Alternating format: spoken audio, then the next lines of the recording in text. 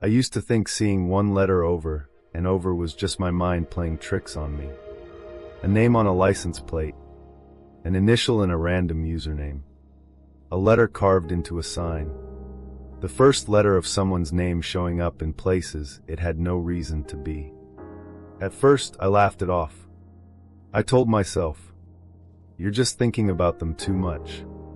You're just heartbroken. You're looking for signs because silence hurts." But then it kept happening. Not once. Not twice. Again. And again. Especially during the moments when I was trying hardest to let go. I would be walking through a store, trying to act normal, and there it was. That letter. I would open my phone, not looking for anything spiritual, and there it was. That initial. I would hear a name in passing, and my whole body would pause before my mind could explain why. And the strange part was not just seeing it. It was feeling it. That little drop in the stomach. That sudden warmth in the chest. That nervous system reaction that whispers, "This means something." But what if it does? What if the initial that keeps appearing is not random? What if heaven is not trying to make you obsessed with a person, but trying to reveal something about your destiny? What if that letter is not only connected to someone's name, but to a timeline, a soul contract, a lesson, a union, or a doorway your spirit is being prepared to enter? Because sometimes signs do not arrive as full answers. Sometimes they arrive as fragments. A number, a dream, a song, a repeated word, or one specific initial that keeps finding you when your heart is quiet enough to notice. And maybe you have been asking yourself, why this letter? Why now? Why does it appear when I am finally trying to move forward? Is this about them or is this about me? Stay with this message. Because this is not about chasing signs. This is about learning how to read them without losing yourself. If one specific initial keeps appearing around you, especially after heartbreak, separation, spiritual awakening, or deep emotional change, this message may be about your destiny. Not the destiny your wound keeps begging for. The destiny heaven has been quietly positioning you for. Part 1. The first time the initial felt too specific to ignore. I remember the first time the initial felt too specific to ignore. Not because it was dramatic. Not because the sky opened. Not because I heard a voice or saw something impossible. It was just one letter. One small letter. So ordinary that anyone else would have walked past it without feeling anything. But I didn't. I saw it, and my body reacted before my mind could explain why. It was on something simple. A receipt, I think. Or maybe a sign near the checkout line.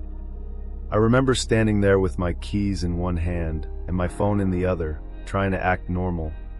Trying to move through the day like I wasn't still carrying someone's silence inside my chest. And then I saw it. That initial. The first letter of their name. Just sitting there. Plain. Harmless. But something in me paused. My stomach dropped a little. My chest tightened. Not in panic exactly. More like recognition. The kind of recognition that arrives before thought. And immediately, I felt embarrassed.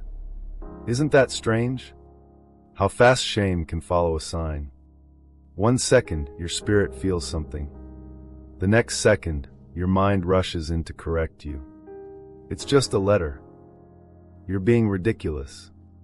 You're seeing it because you're thinking about them. You need to stop making everything mean something. I told myself all of that. I really did. I tried to laugh it off. I put the receipt in my bag, looked away, and kept moving. But the feeling did not leave as quickly as the moment did. It stayed with me. Quietly. Like a finger pressed against the inside of my heart. And maybe you know exactly what I mean. Maybe you have seen one specific initial too. On a license plate. On a street sign. In a random username. In a business name. on a necklace someone was wearing, in the title of a song, in a stranger's name you overheard while standing in line for coffee. And maybe the strangest part was not seeing it once. It was seeing it again, then again, then again, at the exact moments when you were trying not to think about them. That is what makes it feel different. If you were looking for the letter, maybe you could dismiss it. If you were scrolling through old messages, searching for signs, maybe you could say your mind was reaching. But when you are not looking, when you are trying to heal, when you have just told yourself, I am done reading into things, and then that same initial appears in front of you like a quiet interruption. It can shake you, not loudly, subtly, spiritually, emotionally, almost physically. I remember seeing it again a few days later, this time on a car in front of me. I was at a red light, the kind of red light that feels too long when your mind is already somewhere painful. It was late afternoon. The sun was low enough to make everything look golden and tired. I had music playing, but I wasn't really listening. I was thinking about the last conversation, the tone, the distance, the way someone can say very little and still make your whole body understand that something has changed. And then my eyes landed on the license plate ahead of me. There it was again. That letter. Clear. Bold. Unavoidable. My hands tightened around the steering wheel. For a second, I stopped breathing normally. And immediately the questions came. Why does this keep happening? Why this letter? Why now? Why does it appear when I am finally trying to move forward? Is heaven trying to tell me something? Or am I still too attached to read anything clearly? That last question matters. Because when you are in separation, when your heart has been bruised by silence, when someone's name still lives in your nervous system like an unfinished prayer, signs can become complicated. You want them. You fear them. You need them. You doubt them. A single initial can feel like comfort and cruelty at the same time. Comfort, because it makes you feel like the connection still means something. Cruelty, because it brings the person back into your body when you were trying so hard to survive the day without collapsing into memory. That is the emotional contradiction of signs after heartbreak. They can feel holy and triggering. They can feel like guidance. And like temptation, they can feel like heaven is near, and like your wound has just been touched again. I used to hate that about myself, how one little letter could undo the calm I had worked so hard to build. I would have a good morning, a normal morning. I would make coffee, answer a message, maybe even feel a little lighter. Then the initial would appear somewhere random, and suddenly I was not in the present anymore. I was back in the connection, back in the silence, back in the ache, back in the unfinished story.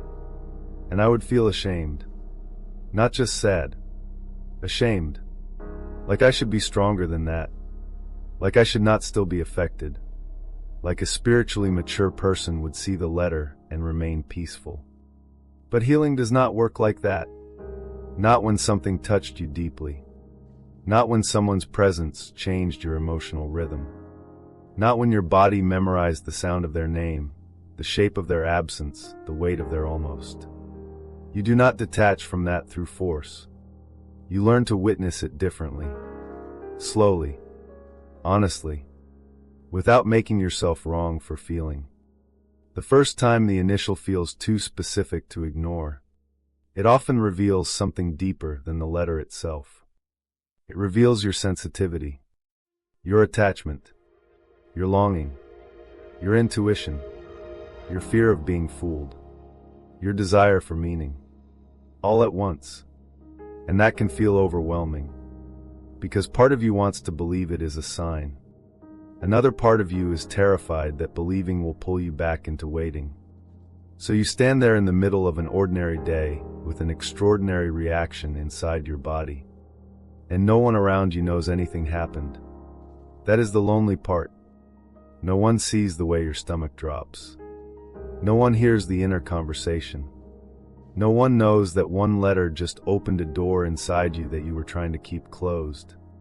You just keep walking, keep driving, keep smiling at the cashier, keep acting normal. But inside, something has been stirred. I remember thinking once, if I told anyone this, they would think I was losing it. So I kept it to myself. The repeated initial became a private language between my pain and my spirit. I did not know how to interpret it yet. I only knew I could not ignore how it felt. And maybe this is where you are. Not fully convinced. Not fully skeptical. Just caught in that strange middle place. You see the initial and feel something. Then you question the feeling. Then it appears again.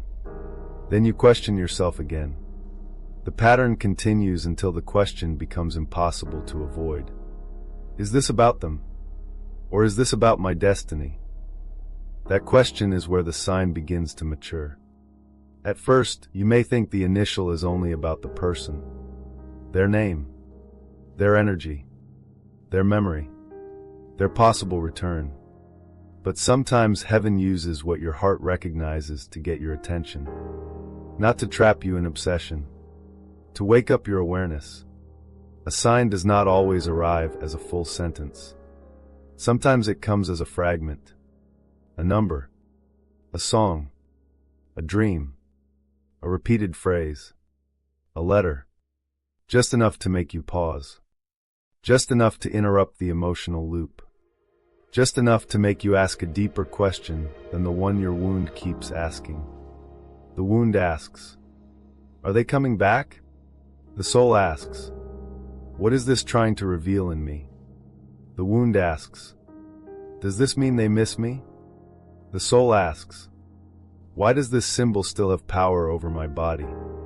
The wound asks, should I wait? The soul asks, what am I being prepared to recognize? That shift changes everything. But in the beginning, you may not be ready for it. In the beginning, the initial may simply hurt. It may feel like a reminder of the person, a reminder of what was not said, a reminder of what almost happened, a reminder of the future you imagined quietly and never got to live. That is human. There is nothing wrong with that.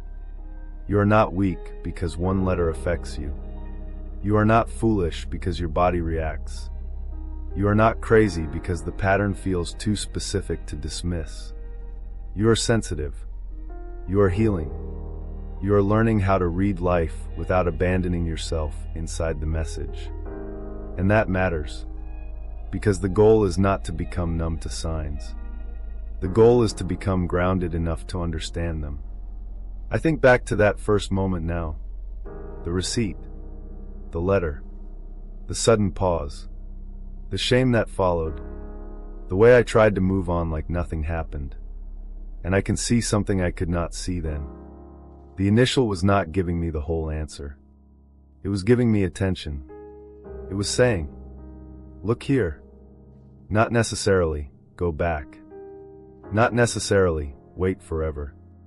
Not necessarily, this person is your destiny exactly the way your wound wants them to be. Just, look here. Look at what still moves you. Look at what still has emotional charge. Look at the connection between memory and body. Look at the story you have attached to this person. Look at the version of yourself that appears when their energy is near. Look at what you are still hoping for. Look at what you are afraid to release. Look at what heaven may be trying to transform through this symbol. That is why the first appearance matters. It is not always the answer. It is the doorway into the question. And sometimes destiny begins with a question you cannot shake. Not a loud one, a quiet one, a letter on a sign, a name in passing, an initial on a plate, a symbol that appears just when you were about to convince yourself nothing meant anything anymore. And then something in you whispers, fais attention. Not panic, not chase, not obsess, Fais attention. There is a difference. Panic pulls you out of your body. Attention brings you back into it. Obsession makes the sign about control. Awareness lets the sign become a mirror. And maybe that is the first lesson of the repeated initial. Before it tells you anything about destiny, it shows you where your spirit is still listening. So if one specific initial keeps appearing around you, and your body reacts before your mind can dismiss it, do not shame the reaction. Do not force the meaning. Do not immediately run backward into the old story. Just pause. Breathe. Notice where you feel it. In the chest? The stomach? The throat? The hands? Notice what thought comes first. Their name? A memory? A fear? A hope? A question? That reaction is part of the message. Maybe the initial is connected to someone. Maybe it is connected to a lesson. Maybe it is connected to a future timeline you have not entered yet. Maybe it is not pointing to the past at all. Maybe heaven is using a familiar symbol to prepare you for something unfamiliar. But you will only know if you learn to read it from alignment. Not panic. And that is where the next part begins. Because once the letter keeps appearing, the deeper question becomes impossible to avoid. Is the sign about them? Or is it about your soul? Lesson of this chapter. Sometimes the smallest sign becomes powerful because your spirit recognizes meaning before your mind understands it. A repeated initial may not give the full answer immediately. It may simply be the beginning of awareness. And when one letter keeps finding you during emotional silence, heartbreak, or healing, the first message may not be chase. It may be, fais attention. Part 2. The sign appeared when your heart was still attached. There is an uncomfortable truth I had to face. Sometimes signs appear while we are still wounded enough to misread them. I did not want that to be true. Not when I was seeing the initial everywhere. Not when the letter kept showing up in moments that felt too perfectly timed to be coincidence. Not when my heart was already raw from silence. And one small symbol could make the whole connection feel alive again. I wanted the sign to mean one thing. Them. Their name. Their return. Their hidden feelings. Their soul reaching for mine through the unseen. I wanted the initial to be heaven saying, wait, this is not over. I wanted it to be confirmation that the ache had purpose. That the silence was temporary. That the distance was only part of a bigger love story neither of us could understand yet. And maybe, part of me needed it to mean that. Because when someone you love disappears emotionally, your mind starts searching for evidence that the connection still exists somewhere. Anywhere. In dreams. In songs. In numbers. In random conversations. In the first letter of their name appearing on a receipt when you were just trying to buy coffee and get through the morning. That is how attachment survives. It feeds on fragments. A sign. A memory. A delayed response. A repeated initial. A coincidence that arrives when your heart is about to let go. And suddenly, you are pulled back into the emotional field again. Not fully. Not consciously. But enough. Enough to wonder. Enough to hope. Enough to reopen the little room inside you where the old story still lives.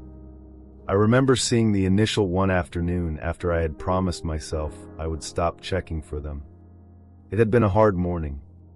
The kind where you wake up already tired. Not physically tired. Soul tired.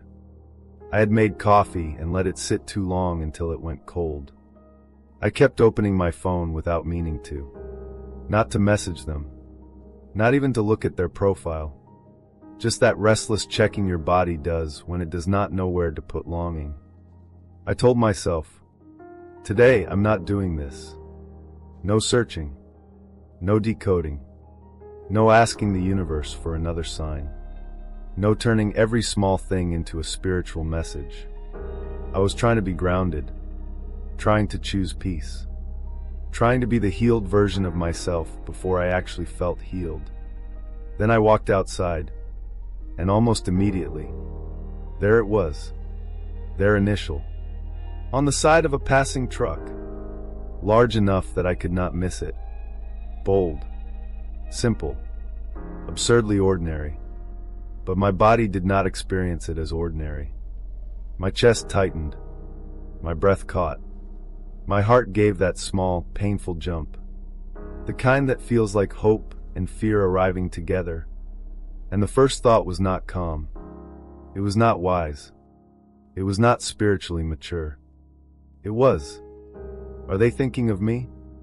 That was the truth. Not the polished version. Not the version I would have said out loud.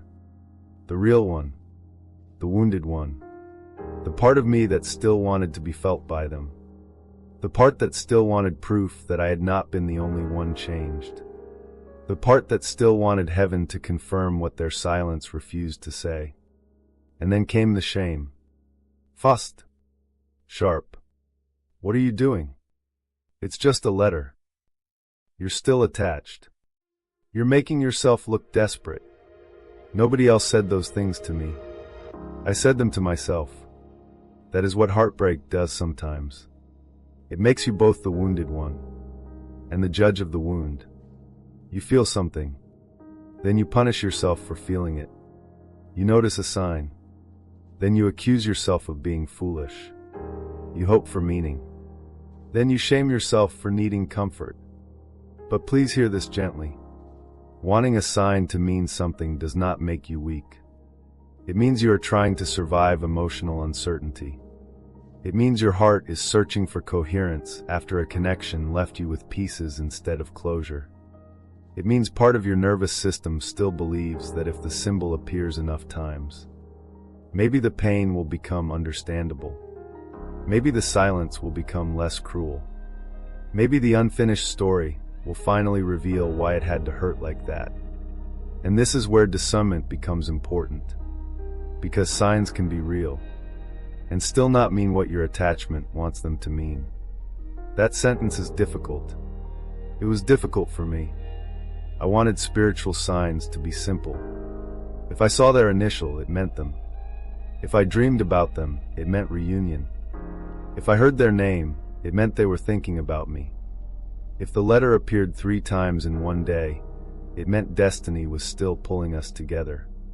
But signs are not always that literal. Sometimes they are mirrors. Sometimes the initial appears not to confirm the person, but to reveal your reaction to the person, to show you what still has power, to show you where your energy still leaves your body, to show you where your peace is still negotiable. That can feel disappointing at first, almost painful, because the wounded heart wants certainty. It wants a direct answer. It wants heaven to say, yes, this person, this path, keep waiting. But heaven does not always speak to satisfy the wound. Sometimes heaven speaks to awaken the soul. And awakening is not always comforting. Sometimes it asks uncomfortable questions. When the initial appeared, did you feel peace? Or did you feel urgency? Did it make you breathe deeper? Or did it make you want to check their page? Did it bring you back to yourself? Or pull you into old longing? Did it strengthen your intuition? Or feed your obsession? Those questions are not meant to take the magic away. They are meant to protect you from turning signs into chains. I had to learn that slowly. The hard way.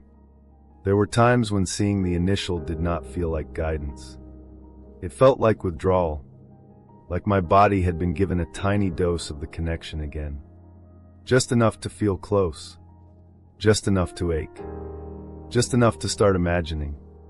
I would see the letter and suddenly remember their voice. The way they laughed when they were comfortable. The way they looked at me in the beginning. Before the distance. Before the confusion. Before every warm moment came with the fear that it might disappear again. And once the memory opened, the story followed. Maybe this means something. Maybe they are coming back. Maybe I should wait a little longer. Maybe I should not close the door. Maybe this is heaven telling me to hold on. That is how quickly a sign can become a doorway back into attachment. Not because the sign is false, but because the wound wants to use it. The wound wants evidence. The wound wants relief. The wound wants anything that keeps the old emotional timeline alive.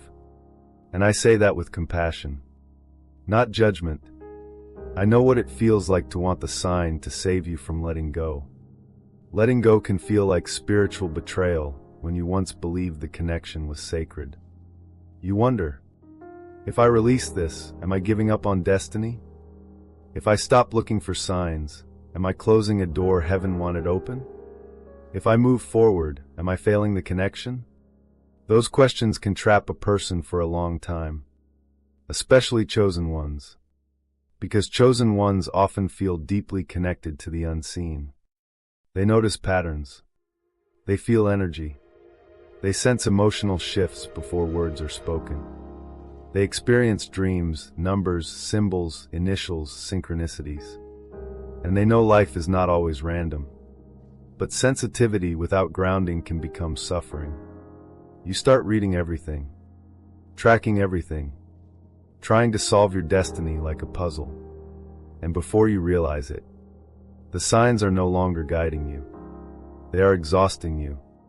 You become more attached to interpretation than healing, more focused on what the symbol might mean about them than what it is revealing inside you. I remember one night after seeing the initial several times in one day. I was lying in bed with the lights off, replaying every appearance.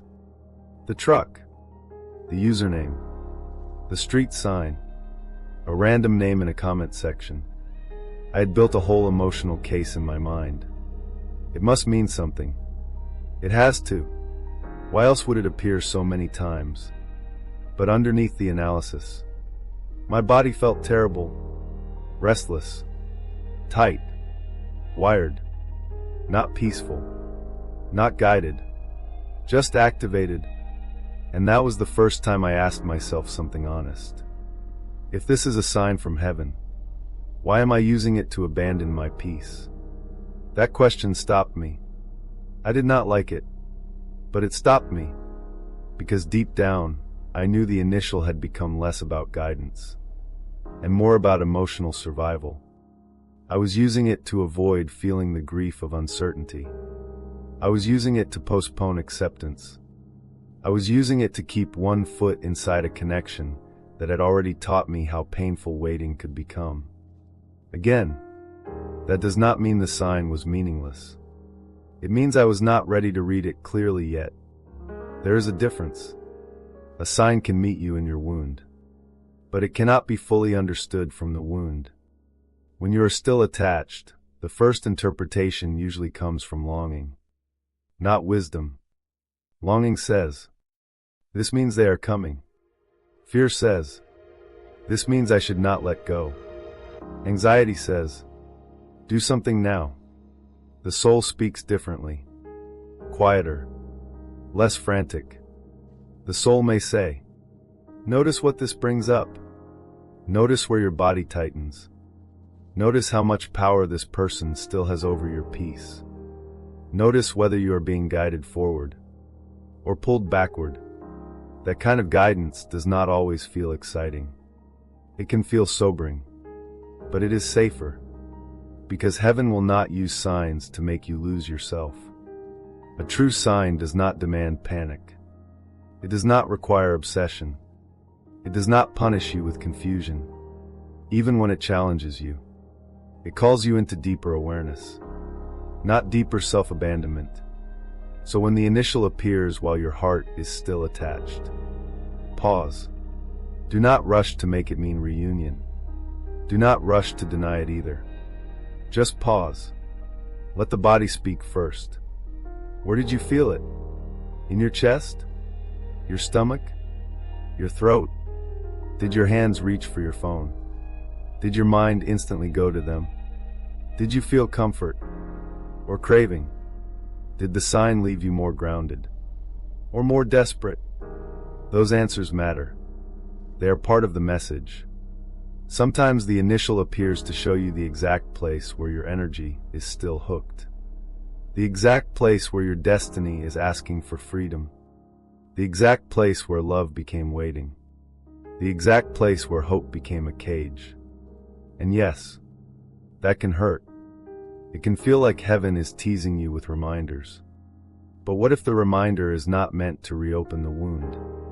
What if it is meant to show you the wound is still there, so it can finally be healed? What if the initial is not saying, "Go back"? What if it is saying, "Look deeper"? Look at why one letter can move your entire nervous system. Look at why the memory still has that much force. Look at why part of you still wants external confirmation before you trust your own path. Look at why the absence of this person still feels like a question about your worth. That is not punishment. That is revelation. And revelation is sometimes uncomfortable before it becomes freeing. I used to want the initial to tell me what they were feeling. Now I think it was showing me what I was still carrying. The attachment, the ache, the unfinished prayer, the hope that had not yet learned how to become trust. And slowly, as I stopped forcing the sign to mean what my wound wanted, the message became deeper. Less about whether they would return, more about whether I would return to myself. Less about whether destiny involved their name, more about whether destiny could reach me while I was still trapped in waiting. That is the shift.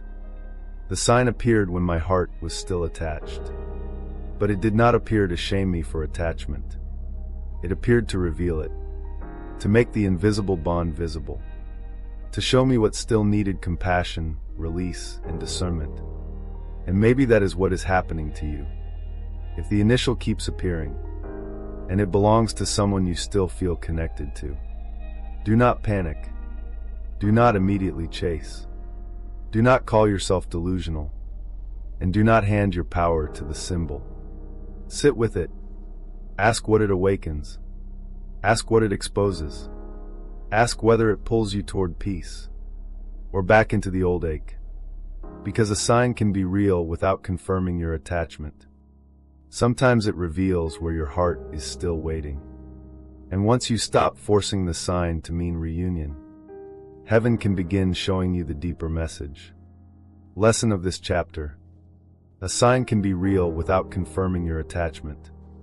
When a specific initial appears while your heart is still wounded, it may reveal where you are still waiting, hoping, or giving your peace away. The goal is not to ignore the sign. The goal is to read it from awareness, not from panic.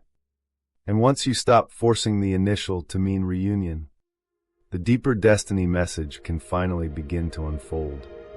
Part 3: Heaven uses initials to get your attention, not control your choices. I used to think signs were instructions. Like if I saw one letter enough times, I had to do something. Text them. Wait for them. Believe harder. Hold on longer. Look for the next clue. Almost like heaven was leaving breadcrumbs and my job was to follow them without questioning where they led. That belief made me anxious. Not peaceful. Anxious. Because every time the initial appeared, my body would go into this strange alert state. My chest would tighten. My mind would start racing. My hand would reach for my phone before I had even decided what I was doing. And suddenly, one small letter became a command. A pressure. A spiritual responsibility. Like if I ignored it, I might miss my destiny. Like if I moved forward, I might betray the message. Like if I stopped waiting, I might be failing some divine test I did not fully understand. That is a heavy way to live. And I think many chosen ones know that heaviness. You are sensitive enough to notice signs, but wounded enough to fear misreading them. So instead of feeling guided, you start feeling trapped between intuition and obsession. You see the initial and wonder, am I supposed to reach out? Am I supposed to wait? Is this confirmation? Is this warning? Is heaven telling me not to let go? And the more you ask those questions from a place of panic, the less clear everything becomes. I remember one specific moment that still lives in my body. It was late evening. I had been doing well that day. Not healed, not glowing, just stable. I had not checked their page. I had not reread messages. I had not searched for meanings in every little thing. I had even felt a small moment of relief while making dinner. The kind of relief that feels almost unfamiliar after heartbreak. Then I opened an app on my phone. Not looking for anything. Not searching. And the first thing I saw was a username with that initial. Their initial. Right at the beginning. My whole body reacted. It was embarrassing how fast it happened. The breath stopped. The heart jumped. The stomach pulled inward. And immediately the old story tried to come back. Maybe this means something. Maybe I should check. Maybe they are thinking about me. Maybe this is a sign I should not detach. I stood there in my kitchen with the light above the stove on, the food going cold, phone in my hand. And I could feel two parts of me arguing. One part wanted to believe. The other part was tired. So tired. Tired of being pulled out of peace by symbols. Tired of treating every initial like an emergency. Tired of feeling like destiny required me to abandon my nervous system. And for the first time, I asked myself something different. Would heaven guide me through panic? That question changed the whole moment. Not instantly. I still felt activated. I still wanted to check. I still wanted to turn the sign into a map back to them. But something in me paused. A small pause. A sacred pause. And in that pause, I realized something I wish I had understood earlier. A sign is not always an instruction. Sometimes it is an invitation. An invitation to notice. To breathe. To become aware of what still moves you. To observe the part of you that wants to chase. To ask whether the symbol is bringing you closer to yourself. Or pulling you out of your body. That difference matters. A true sign does not require you to panic. It does not make your peace feel unsafe. It does not demand that you betray your own healing. It may challenge you. It may stir something deep. It may bring up emotion you were not expecting. But underneath it, there is usually a deeper steadiness. A quiet kind of awareness. Not urgency. Urgency often belongs to the wound. The wound says, do something now. Check now. Send the message now. Figure it out now. Do not let this pass. But the soul speaks differently. The soul does not usually scream. It does not push you into emotional emergency. It whispers. It says, fais attention. Notice your reaction. Come back to your body. Read this from peace, not fear. And that is where many people get confused. They mistake activation for guidance. They feel the rush and think, this must be divine. But sometimes the rush is not divine confirmation. Sometimes it is your nervous system recognizing an old pattern. Your body remembers the person, the name, the ache, the waiting, the emotional highs, the silence. So when the initial appears, your system lights up. Not always because heaven is saying, go back. Sometimes because your body is showing you, this still has charge. This still has a hook. This still needs healing. That does not make the sign meaningless. It makes it deeper. It becomes less about predicting the future, and more about revealing your inner state. I know that may feel less exciting at first. Part of us wants signs to be magical proof. We want the initial to mean union, return, destiny, a hidden message from their soul to ours. And maybe sometimes signs do point toward a person. Maybe sometimes an initial really is connected to a soul contract, a mirror, a future meeting, or a divine reminder. But even then, Heaven will not use the sign to make you lose yourself. That is the part you have to remember. If the sign leads you into obsession, chasing, self-abandonment, or emotional collapse, pause. Do not shame yourself. Just pause. Ask, is this sign guiding me? Or am I using it to avoid grief? Ask, is this bringing clarity? Or is it making me desperate? Ask, does this initial open my intuition? Or reopen my wound? Those questions are not cold. They are protective. They help you stop turning every symbol into a chain around your heart. I remember how different it felt the first time I saw the initial and did not act. It was not heroic. It was not peaceful at first. It felt like sitting with electricity in my body. I wanted to do something with the feeling. That is what attachment wants. It wants movement, a message, a search, a confirmation, a story, anything except stillness. But I stayed still. I put the phone down. I placed one hand on the counter and took a breath. Not a pretty breath, a shaky one. The kind where your body is trying to come down from emotional impact. And I whispered, I do not have to obey every feeling. That sentence felt small, but it was powerful. I do not have to obey every feeling. I can feel the sign and not chase. I can notice the initial and not reopen the wound. I can acknowledge the synchronicity without handing it control over my choices. That is emotional maturity. That is spiritual discernment. Not ignoring signs. Not mocking them. Not pretending nothing has meaning. But also not letting meaning become a cage. Because heaven respects your free will. A divine message does not turn you into a puppet. It does not remove your responsibility to choose from alignment. It does not force you to abandon common sense, self-respect, or emotional safety. It awakens awareness. It opens reflection. It asks you to become more conscious, not more controlled. And this is important for anyone walking a twin flame path. The connection can already feel overwhelming. The dreams, the numbers, the energetic pull, the strange timing, the memories that arrive uninvited. Then when a specific initial keeps appearing, it can feel like the universe is pressing on the same bruise over and over. You may start living in constant interpretation. What does this mean? What should I do? Is this about them? Is this about someone new? Is this a warning? Is this a promise? And before long, you are no longer living your life. You are decoding it. There is a difference.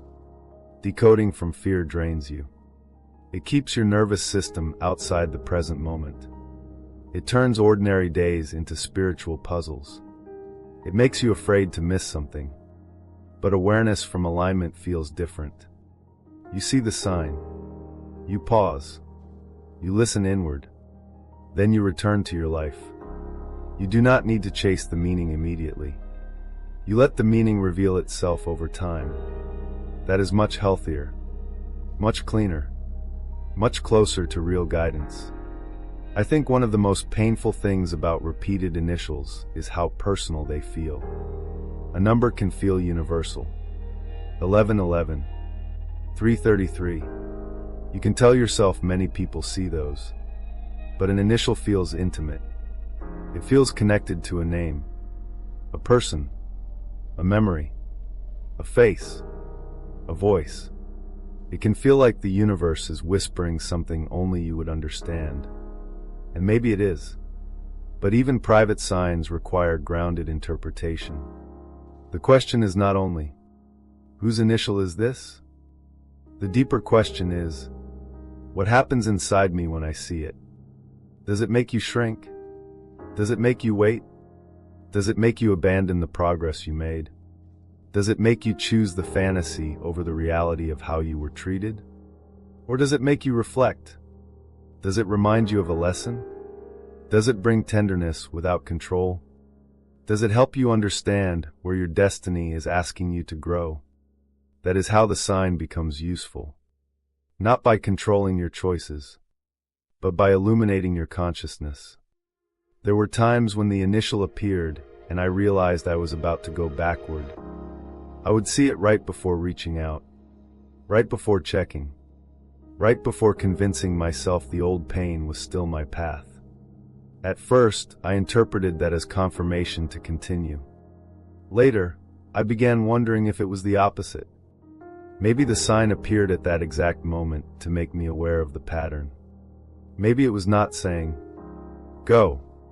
Maybe it was saying, "Look at what you are about to do." That shifted everything. The same letter that once pulled me into longing began becoming a mirror of my attachment, my fear, my hope, my unfinished grief, my desire to be chosen by someone whose inconsistency had already taught my body pain. And once I saw that, the initial no longer had the same power. It still moved me sometimes. Of course it did. Healing does not erase emotional memory overnight. But it no longer commanded me. It no longer decided my actions. It no longer became an excuse to reopen a door my spirit was trying to close. That is what heaven wants for you too. Not fear, not obsession, not confusion dressed as destiny. Awareness. A sign should not steal your agency. It should return you to it. It should help you choose more consciously. It should help you ask whether you are moving from love, or from withdrawal, from faith, or from fear, from destiny, or from the wound that still wants the old story to become worth the pain. So the next time that initial appears, do not rush. Do not immediately text. Do not immediately spiral. Do not immediately tell yourself you are crazy either. Just pause. Let the moment breathe. Ask your body what happened. Ask your spirit what is being shown. Ask whether the sign feels like peace or pressure. And remember, heaven does not need panic to guide you. If something is truly connected to your destiny, it will not require you to destroy your peace to receive it. It will not ask you to become smaller. It will not ask you to chase what keeps making you feel unseen. It will not ask you to confuse emotional urgency with divine instruction. The initial may be real. The pattern may be real. The message may be real. But your choices still matter. Your alignment still matters. Your peace still matters. And once you understand that, you begin noticing something even more important than the letter itself. You begin noticing the timing. When it appears, what you were feeling, what you were about to do, what question you had just asked silently, what part of you it touched. And sometimes, the timing reveals the message more clearly than the initial ever could. That is where the next chapter begins. Lesson of this chapter: heaven does not use signs to make you lose yourself. A repeated initial is not always an instruction to act. Sometimes it is an invitation to become aware. A true sign awakens discernment, not panic. And once you stop treating the letter like a command, you can begin understanding when it appears and what it is really trying to show you. Part 4: the timing of the initial reveals the message. I started paying attention not only to the letter, but to when it appeared. That was the shift. At first, I was obsessed with the initial itself. The shape of it, the person connected to it, the name it reminded me of, the memory it pulled out of my chest without permission. I kept asking the same question over and over. Why this letter? But eventually, after seeing it enough times, after spiraling enough times, after making myself exhausted trying to decode it, I realized I had been asking the wrong question. The deeper question was not only, why this initial? It was, why did it appear at this exact moment? That changed everything. Because timing carries emotion. Timing carries context. Timing reveals the hidden layer. A sign by itself can feel confusing, but a sign that appears right after you prayed, right after you almost texted them, right after you decided not to chase, right after you cried in silence, right after you finally chose peace over the old pattern. That kind of timing speaks differently. I remember one evening when the initial appeared after I had almost gone backward. It had been one of those strange emotional days where nothing terrible happened, but everything felt heavy anyway. The sky was gray. My body felt tired before the day even started. I kept moving through small tasks like a person trying to prove they were okay. Laundry, dishes, emails, a half-finished cup of coffee on the counter. And underneath all of it, there was that old ache. Not loud, not dramatic, just present. Like someone had left a door open inside me and cold air kept coming through. By late afternoon, I felt the urge to check. Not because I expected anything. I told myself that. I'm just curious. I'm not attached anymore. I just want to see. But my body knew the truth. My chest was already tight. My thumb was already hovering. My breathing had changed. That is how you know it is not curiosity. Curiosity feels open. Attachment feels urgent. I opened my phone. Paused. Closed it. Opened it again. You know that little battle. The one nobody sees. The one that happens in silence while you are standing in your kitchen or sitting in your car or lying in bed pretending you are stronger than you feel. One part of you says, "Don't do this." Another part says, "It's just one look. One look. One profile. One message thread. One old photo. One tiny doorway back into the emotional field you have been trying to leave." And then, before I checked, the initial appeared. Not on their profile. Not in a message. Not anywhere I was searching. It appeared in a completely unrelated notification. A name I did not recognize. A random post. That same letter. Right there. And my whole body paused. At first I thought, this means I should check. That was the old interpretation. The wounded interpretation. The part of me that wanted every sign to give me permission to return to the ache. But this time, something felt different. The timing was too sharp, too exact. It appeared at the very moment I was about to betray my peace. And for the first time I wondered, what if this is not saying go back? What if this is saying pay attention to the part of you that still wants to? That question landed heavily, not beautifully, not like some instant spiritual breakthrough. It landed like a truth I did not want but needed. I put the phone down. My hand was still shaking a little. I remember pressing my palm against the counter and taking a breath. One breath, then another. The urge was still there. The letter had not magically healed anything, but it had interrupted me. It made me conscious. That is what timing does. It shows you whether a sign is feeding the pattern or exposing it.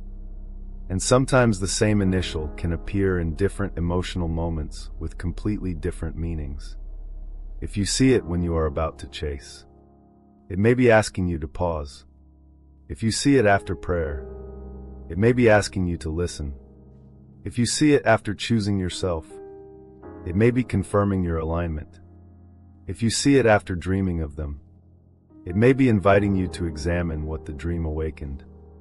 If you see it right when you are finally feeling peaceful, it may be showing you whether peace is stable enough to hold memory without collapsing. This is where signs become less childish and more sacred. Not childish in a judgmental way, but in the beginning, many of us relate to signs like children in pain. We want them to tell us what will happen. Will they come back? Do they miss me? Is this destiny? Should I wait? Will I be chosen? Those questions are human, tender, understandable. But as you grow, the sign starts asking questions back. Where are you still giving your power away? What were you about to do when the letter appeared? Were you moving from peace? Or from panic? Were you choosing yourself? Or trying to soothe abandonment? Were you asking heaven for guidance? Or asking heaven to justify an attachment you already knew was hurting you? That is not easy work. It is not as exciting as saying, I saw their initial, so they must be thinking about me. It is quieter, more honest, more mature, and honestly, a little uncomfortable, because timing often reveals the part of us we wanted to hide from. I did not want to admit how often the initial appeared when I was about to reopen something. I wanted it to appear when I was strong, when I was healed, when I was aligned, when I was asking pure spiritual questions. But many times it appeared when I was weak, when I was lonely, when I was about to check, when I was about to send something I had already deleted 3 times, when I was about to mistake longing for instruction. And slowly, I began to understand. The sign was not shaming me. It was catching me.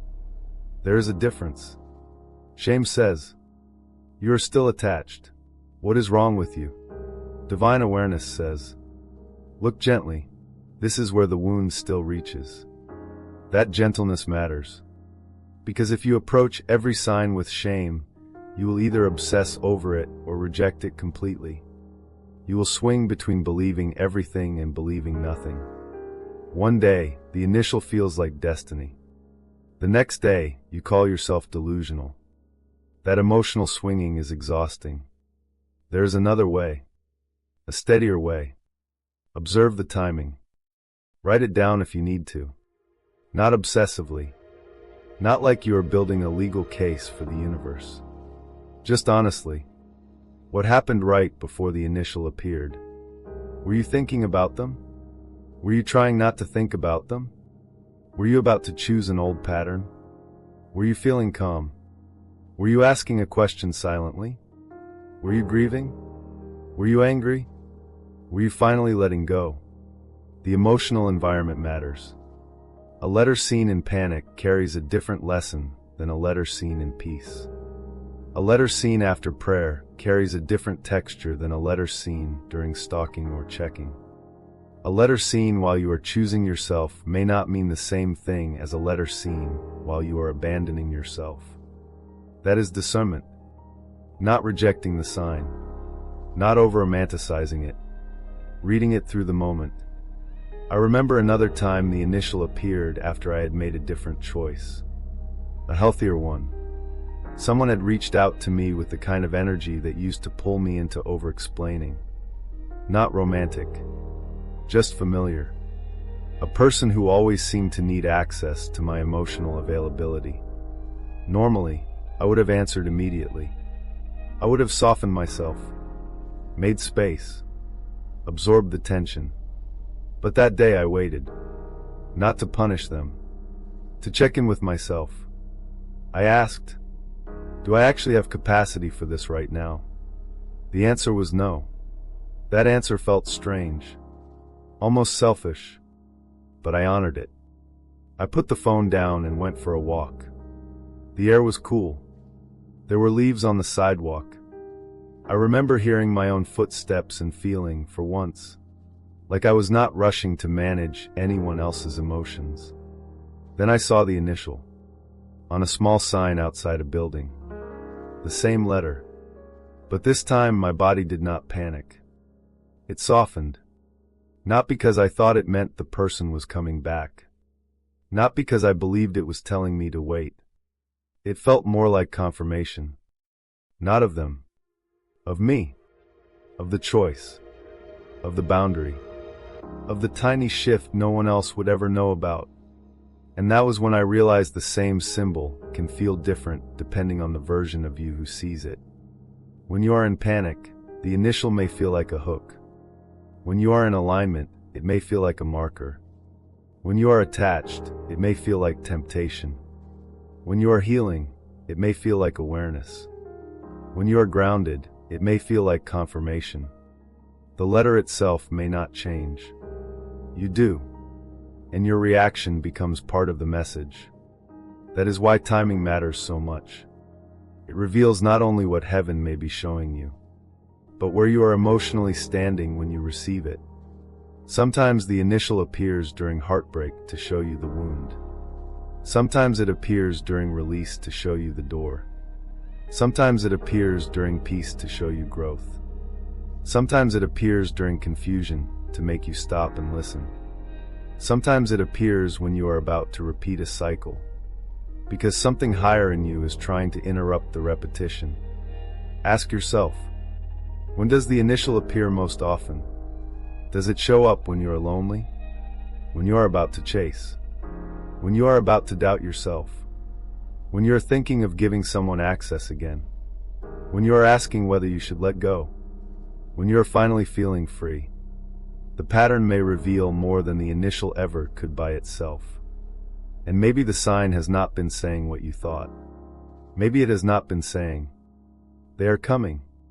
Maybe it has been saying, notice what still pulls you.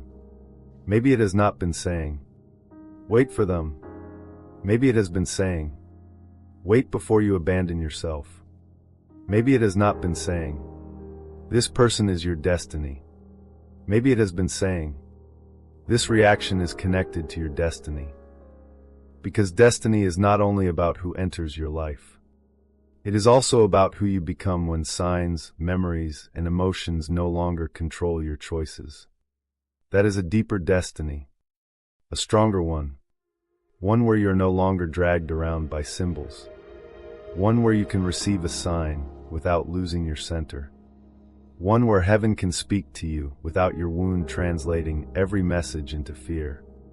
I know this may feel less romantic than the version where the initial simply means reunion, but it is more powerful, because this version gives you your agency back. It teaches you that the sign is not above your peace. The letter is not more important than your body. The symbol is not more sacred than your self-respect. If the timing reveals that you were about to step back into pain, then the sign may be protecting you. If the timing reveals that you had just chosen truth, then the sign may be affirming you. If the timing reveals that you were asking a soul-level question, then the sign may be inviting you deeper. The message is in the moment, not only the letter, the moment. So the next time that initial appears, before you decide what it means, pause. Ask, what was I feeling right before this? What was I about to do? What thought was I carrying? What wound did this touch? What choice is in front of me right now? Those questions will make you stronger. They will help you read signs without becoming consumed by them. They will help you stop using synchronicities to avoid your own truth. And they will help you see whether the initial is pointing toward a person, a pattern, a lesson, or a doorway. Because once you study the timing, you may realize something that changes everything. The initial may be connected to a destiny pattern, not just a person. And when that becomes clear, the next chapter opens. Lesson of this chapter: the meaning of a sign is often hidden in the moment it appears. A repeated initial may not only be about the letter itself. It may be about what you were feeling, choosing, resisting, or about to repeat when the letter showed up. When you understand the timing, you stop reacting blindly and start reading the message from awareness. Part 5: the initial may be connected to a person, but the lesson is about you. I did not want to hear this at first. Not when the initial kept appearing. Not when my body reacted every time I saw it. Not when the letter still felt tied to their name, their face, their voice, the version of them I could not fully release.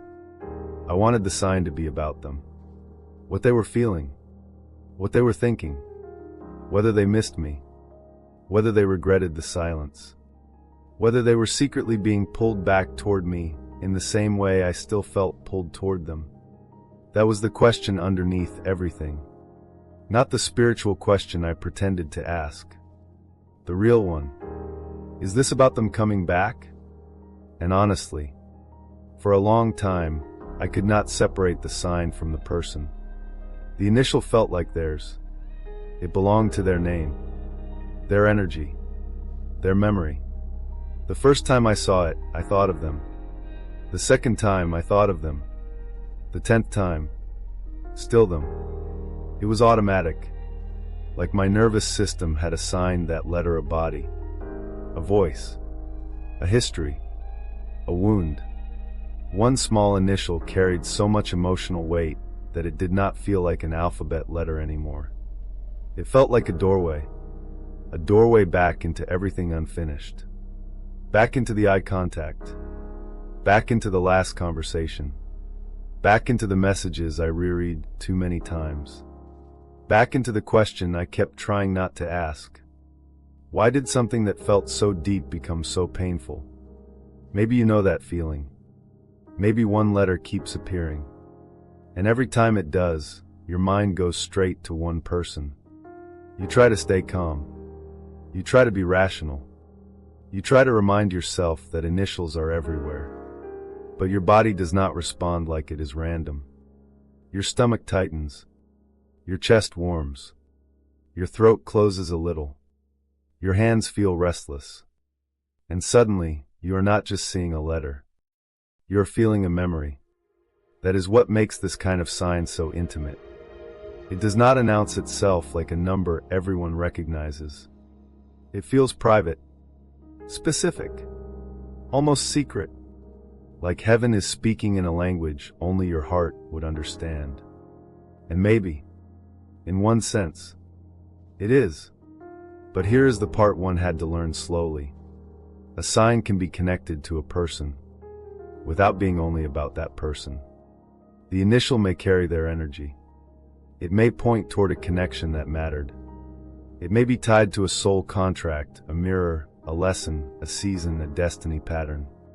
But the deeper message may not be, go back. It may be, look at what this person awakened in you. That question changes the whole meaning. Not, are they thinking of me? But, what did they awaken? Not, will they return? But, what did their presence reveal? Not, is this their sign? But, what part of my destiny did this connection activate? Those questions are harder, less addictive, more honest. I remember the first time I asked myself what the connection had awakened in me. I was sitting on the floor beside my bed. It was late. There were clothes I had folded badly in a pile next to me. My phone was nearby, face down, because I did not trust myself not to check. Earlier that day, I had seen the initial again. On a street sign. Then in a random email subject. Then in a name someone mentioned in passing. 3 times. Same day. And by evening, I felt emotionally tired. Not because anything had happened. Nothing had happened. That was the strange part. No message. No contact. No proof. Only the sign. Only the reaction. Only the ache that followed. I sat there in the quiet and finally whispered, what is this trying to show me? Not about them. About me. At first, nothing came. Just sadness. Then memories. The first time they made me feel seen. The way I softened around them before I knew whether they were safe. The way I wanted to believe the depth meant stability. The way I ignored discomfort because the connection felt too meaningful to question. The way I became careful. Smaller. More available than I should have been. More patient than I had capacity to be. I remembered how much I wanted them to choose me clearly. Not halfway. Not in moments. Clearly. And then something painful surfaced. The sign was not only reminding me of them.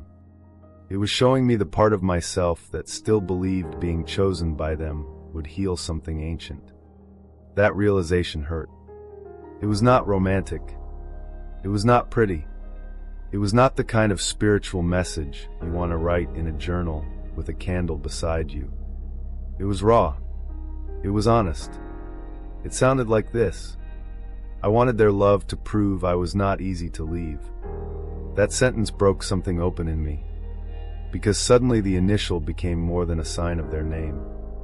It became a mirror of my abandonment wound, my hunger for emotional consistency, my fear that if someone so significant could become distant, then maybe I was not worth staying close to. That was not the truth, but it was the wound. And signs often touch the wound before they reveal the destiny. That is why they can feel so intense. The initial may be connected to a person, but the reason it keeps appearing may be connected to the emotional pattern that person exposed. What did they activate in you? Did they awaken your capacity to love deeply? Did they awaken your intuition? Did they awaken your fear of rejection? Did they awaken your people-pleasing? Did they awaken your desire for sacred union? Did they awaken the part of you that confuses longing with purpose? Did they awaken the part of you that still gives too much to people who give clarity too little? This is where the sign becomes personal in a different way. Not personal because it belongs to their name. Personal because it belongs to your transformation. And maybe that is why it keeps appearing. Not to keep you trapped in them. To bring your attention back to the lesson your soul cannot skip.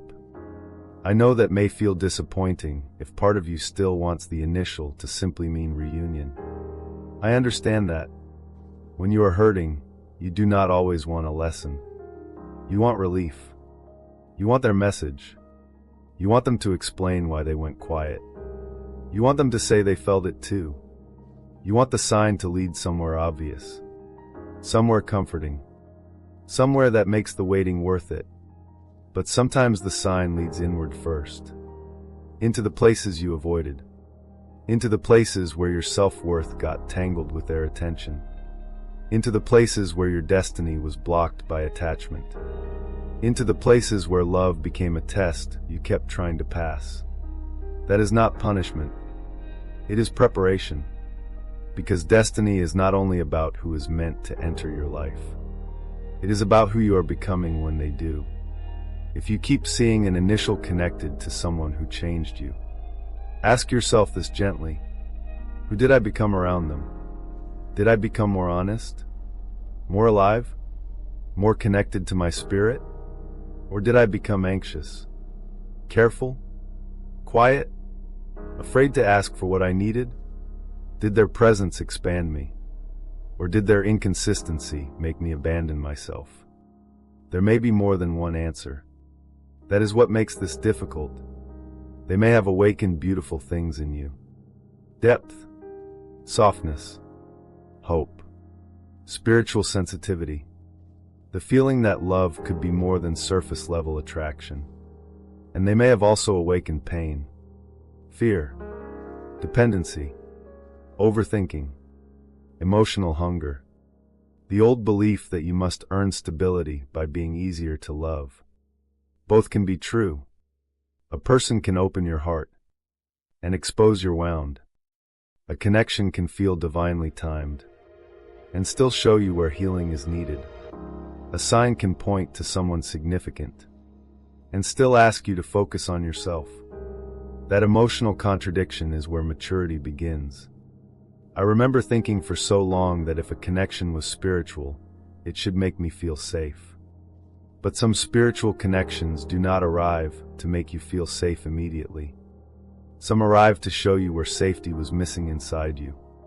Some arrive like mirrors. And mirrors do not always comfort. They reveal. They show the parts of you that were hidden under longing. The part that waits too long. The part that excuses too much. The part that feels chosen only when someone difficult finally comes close. The part that turns uncertainty into proof of depth. And when the initial appears again and again, it may be highlighting the mirror. Not just the person. The mirror. The lesson. The emotional pattern. The destiny wound. The place where your soul is being asked to rise. That is why you have to read signs carefully. not fearfully, carefully. There is a difference. Fear asks, what if I lose them? Care asks, what is this showing me about myself? Fear says, hold on tighter. Care says, listen deeper. Fear turns the sign into a command. Care lets the sign become a conversation with your soul.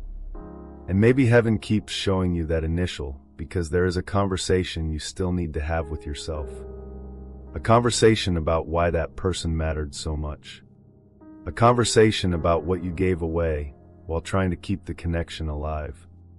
A conversation about whether you are waiting for destiny or waiting for someone to validate a wound they did not create but deeply touched. That last part matters. Sometimes the person is not the origin of the wound. They only reveal it. They press on something that was already there. A fear from childhood. A pattern from past relationships. A belief that love leaves. A belief that you must be perfect to be chosen. A belief that emotional distance means you should try harder.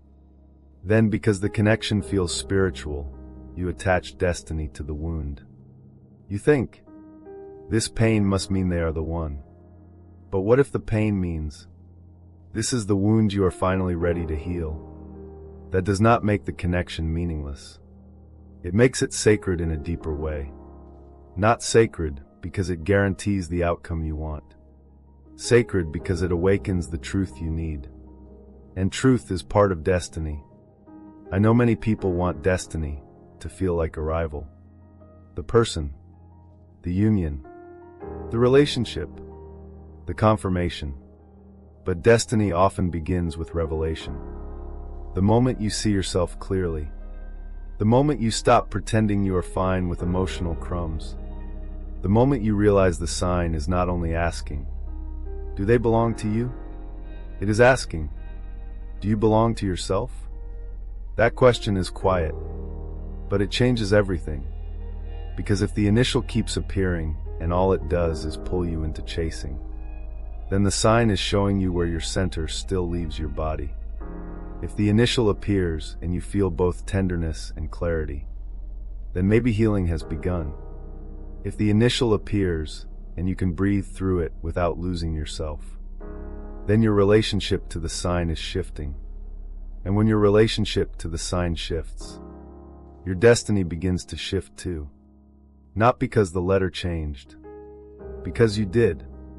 The sign may still be connected to that person, but now it is also connected to your growth, your boundaries, your discernment, your ability to feel something deeply without becoming controlled by it.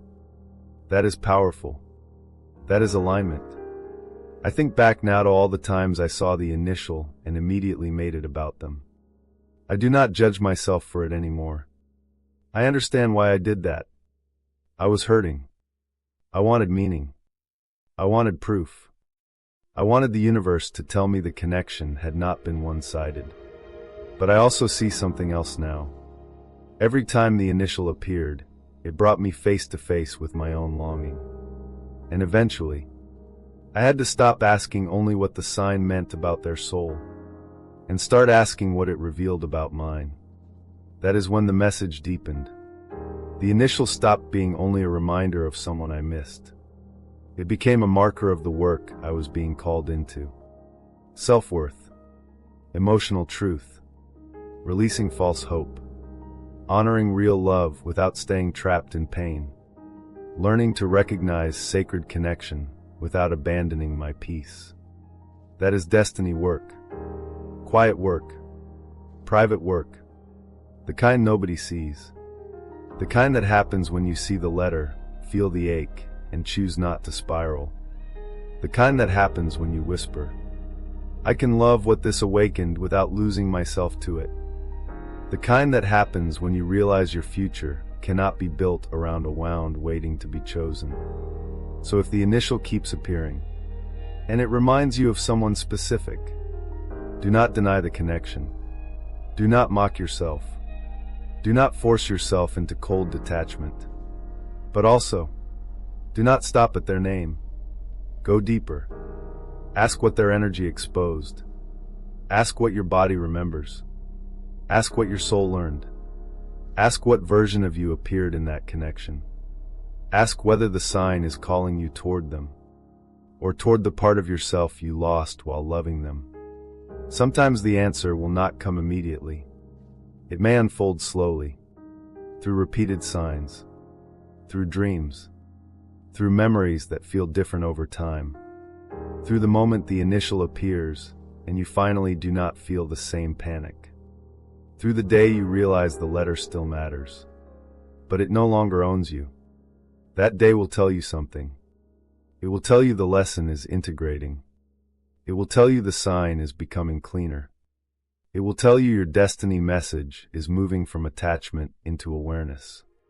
And once the lesson becomes about you, the next sign will begin showing you what needs to be released. That is where the next chapter begins. Lesson of this chapter.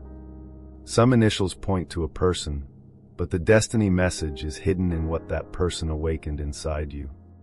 The sign may carry their name, but the deeper lesson may be about your self-worth, your boundaries, your wound, your healing, or your readiness for real alignment. When you stop asking only what the initial means about them, you begin hearing what it means about your soul. Part 6, the initial, can reveal a karmic pattern that must end. There was a time when seeing their initial made me feel chosen. I know how strange that sounds. One letter, one symbol, a shape on a screen, a mark on a sign, a tiny piece of someone's name showing up in the middle of an ordinary day. And somehow, my whole body would treat it like contact, like the universe had reached into the silence and handed me a thread back to them. For a few seconds, I would feel close again. Not actually close. Not in a way that changed anything. No message. No epalegi.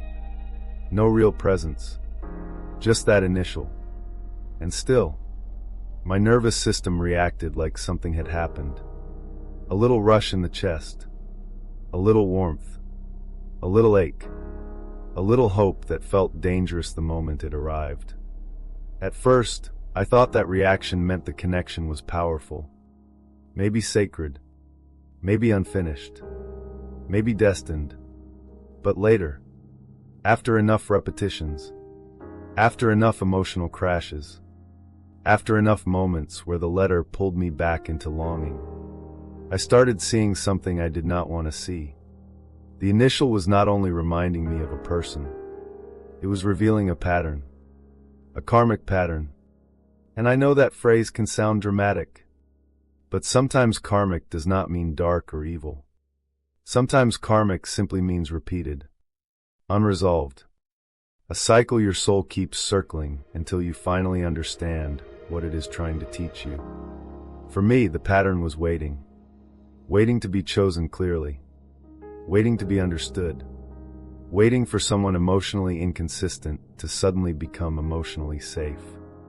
Waiting for potential to become presence. Waiting for a sign to do what their actions never did. And every time that initial appeared, I would feel the old pull. The pull to wait again. To hope again. To reopen the story again.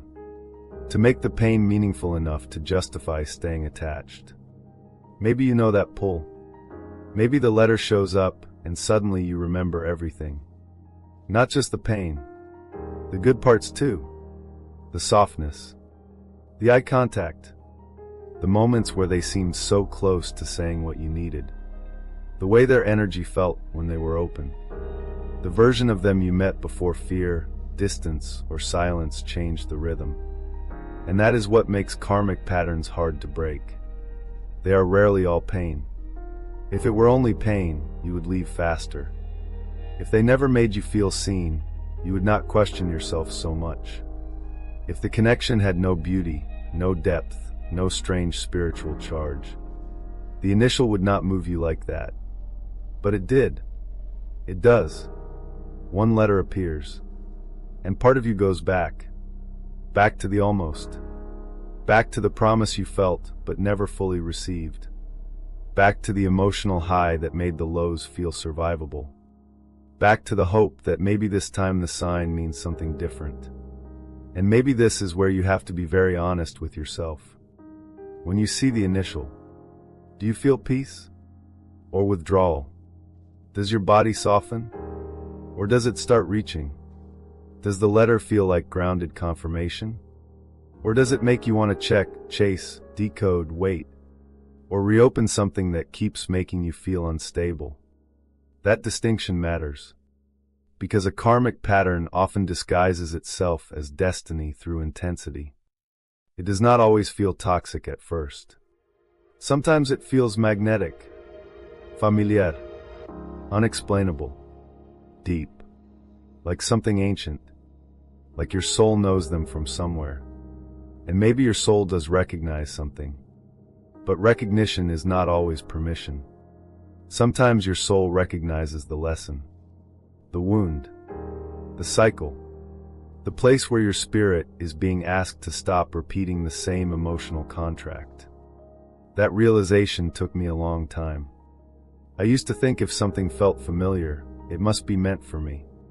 Now I understand. Some things feel familiar because they match an old wound perfectly.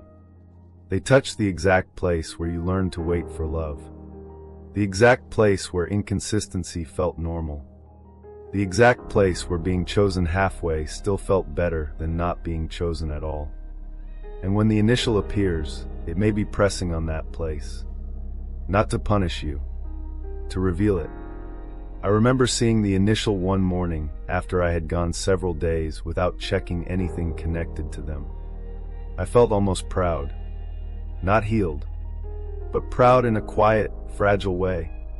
Like I had made it through a storm without crawling back into the old shelter. I was walking outside. No music, just the sound of cars passing and my own footsteps. The air was cool enough that I had my sleeves pulled over my hands. And then I saw it. Their initial, printed huge on a storefront window. I stopped before I could stop myself. My body reacted instantly. A tightness in the stomach. A warmth in the chest. That strange ache behind the throat. And the first thought came fast. Maybe this means I should not let go. There it was. The pattern. Not the sign. The pattern. The initial appeared. And my wound immediately translated it into waiting. Not reflection. Not peace. Waiting. I stood there on the sidewalk, people moving around me. The world completely unaware that one letter had opened a whole emotional courtroom inside my chest. Part of me wanted to cry. Part of me wanted to laugh at myself. Part of me felt angry. Angry that I still reacted. Angry that healing could be so fragile. Angry that a symbol could pull me toward someone who had already shown me how lonely I could feel inside their absence. But underneath the anger, there was clarity. A painful kind. The letter was not forcing me backward. The wound was. The sign was only showing me the doorway. I was the one who kept stepping through it. That is where responsibility begins. Not blame. Responsibility. Blame says, you should be over this. Responsibility says, this still has power, and I am ready to understand why. That difference matters. You cannot heal a karmic pattern through shame. Shame makes you hide it. Awareness lets you hold it up to the light. So instead of attacking myself that day, I asked a quieter question. What is this initial making me want to do? The answer was immediate. Check. Search. Wait. Hope. Imagine. Reopen. That was the pattern. The initial itself was neutral. But my reaction was not. My reaction was tied to a version of me that still believed love had to be chased through signs when it was not being offered through presence. That sentence hurt. Love had to be chased through signs when it was not being offered through presence. Maybe you need to sit with that too. Are you using the initial to stay emotionally connected to someone who is not actually showing up? Are you using the repeated letter as proof because their behavior left you uncertain? Are you letting one symbol carry more weight than months of inconsistency? Are you calling it destiny because accepting the pattern would hurt too much? These questions are not meant to make you feel foolish. They are meant to free you. Because once you can see the cycle clearly, it loses some of its magic. Not all at once, but enough.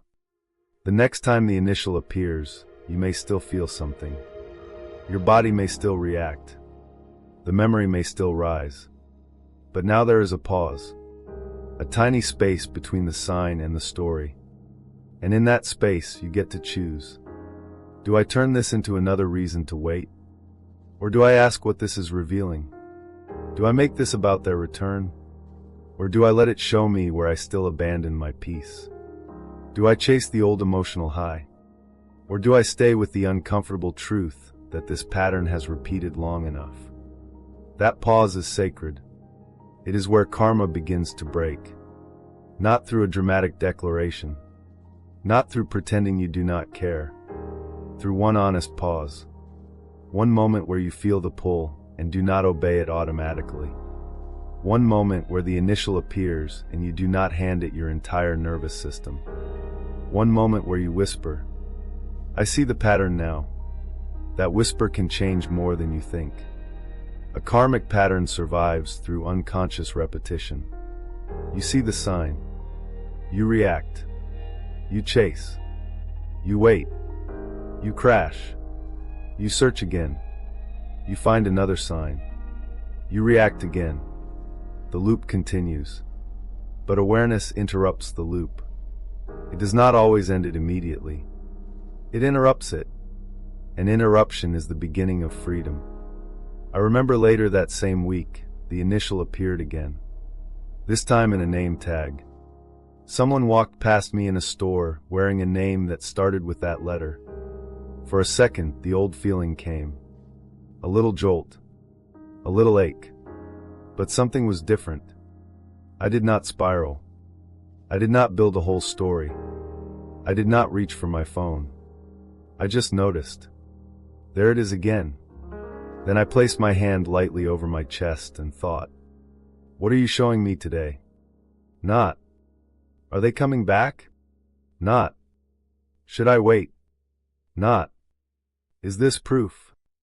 Just, what are you showing me? That question felt calmer, cleaner, less desperate. And the answer that came was not about them. It was about me. It was about how much I had been learning to stay present when my body wanted to run backward. It was about how the letter no longer had permission to drag me into the old timeline without my consent. It was about how signs can become mirrors once you stop making them masters.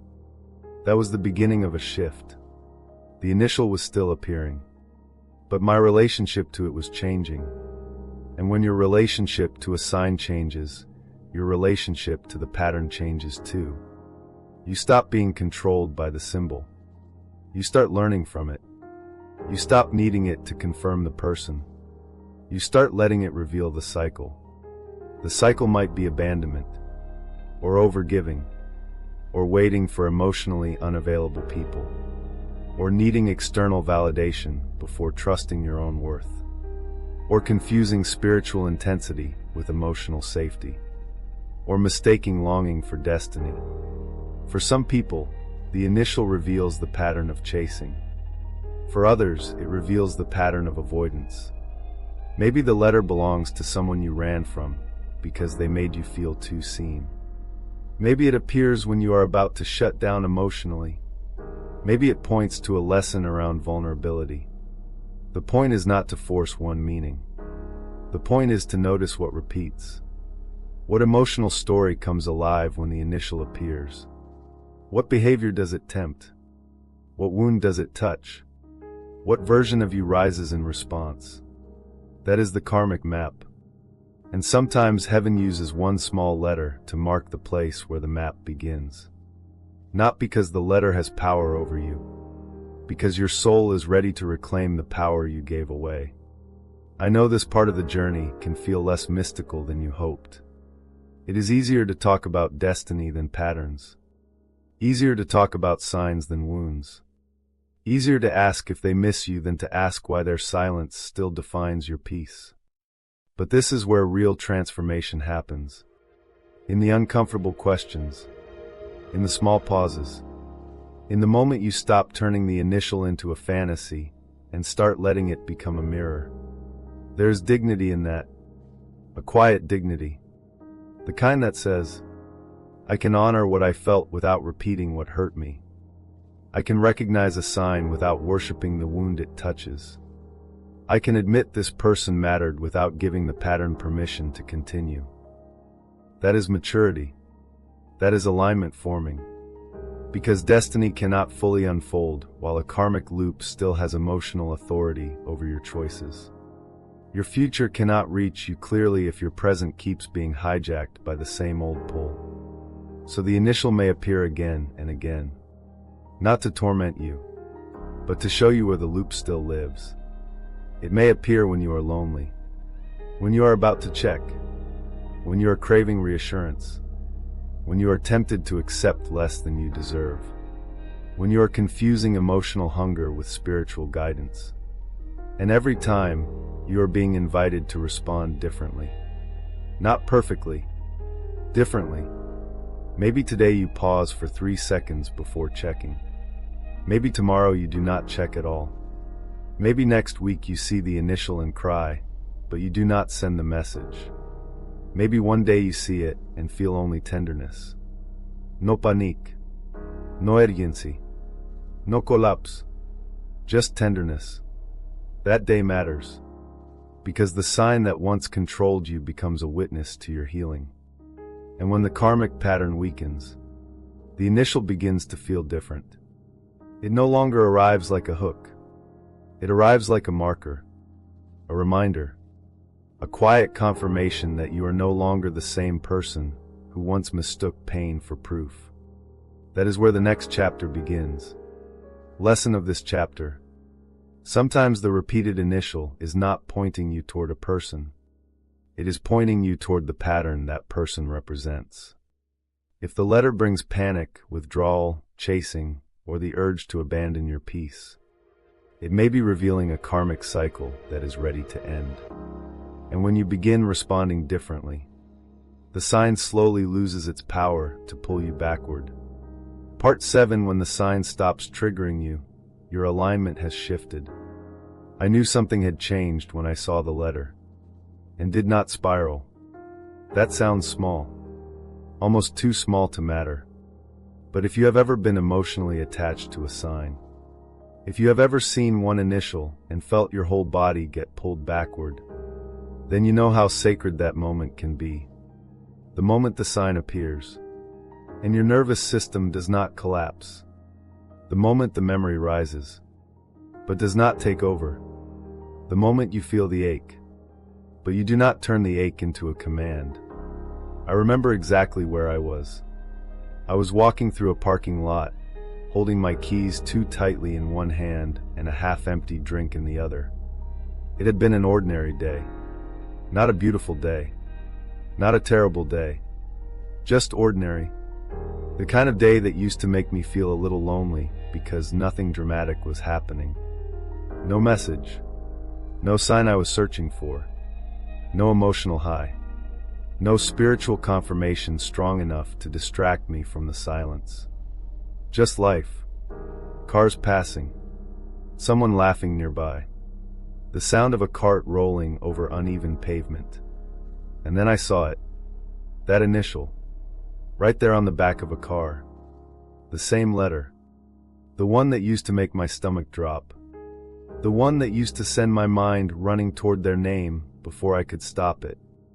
The one that used to feel like a doorway into longing. For a second, my body noticed. Of course it did. Healing does not erase recognition. My eyes paused. My chest felt something small. A little pull. A little tenderness. A little memory. But then, nothing happened. Not nothing in a numb way. Something actually very profound happened. I stayed present. I did not reach for my phone. I did not wonder if they were thinking of me. I did not build a story around the letter. I did not turn it into permission to reopen the wound. I just stood there for a breath and thought, there it is again. And then I kept walking. That was new. That was very new. Not because I no longer cared. I still cared in some quiet place. Not because the past meant nothing. It had meant a lot. Not because I had become cold or spiritually superior or completely detached. No. It was simpler than that. The sign no longer owned me. That is how you know alignment has shifted. Not when the sign disappears. Sometimes signs keep appearing. Not when you stop feeling anything. You may still feel tenderness. Not when you become perfectly healed. No one is perfectly healed. The shift happens when your reaction changes. When the same symbol no longer drags your energy back into the same pattern. When the initial appears and you can breathe. When you can remember without returning. When you can feel without obeying.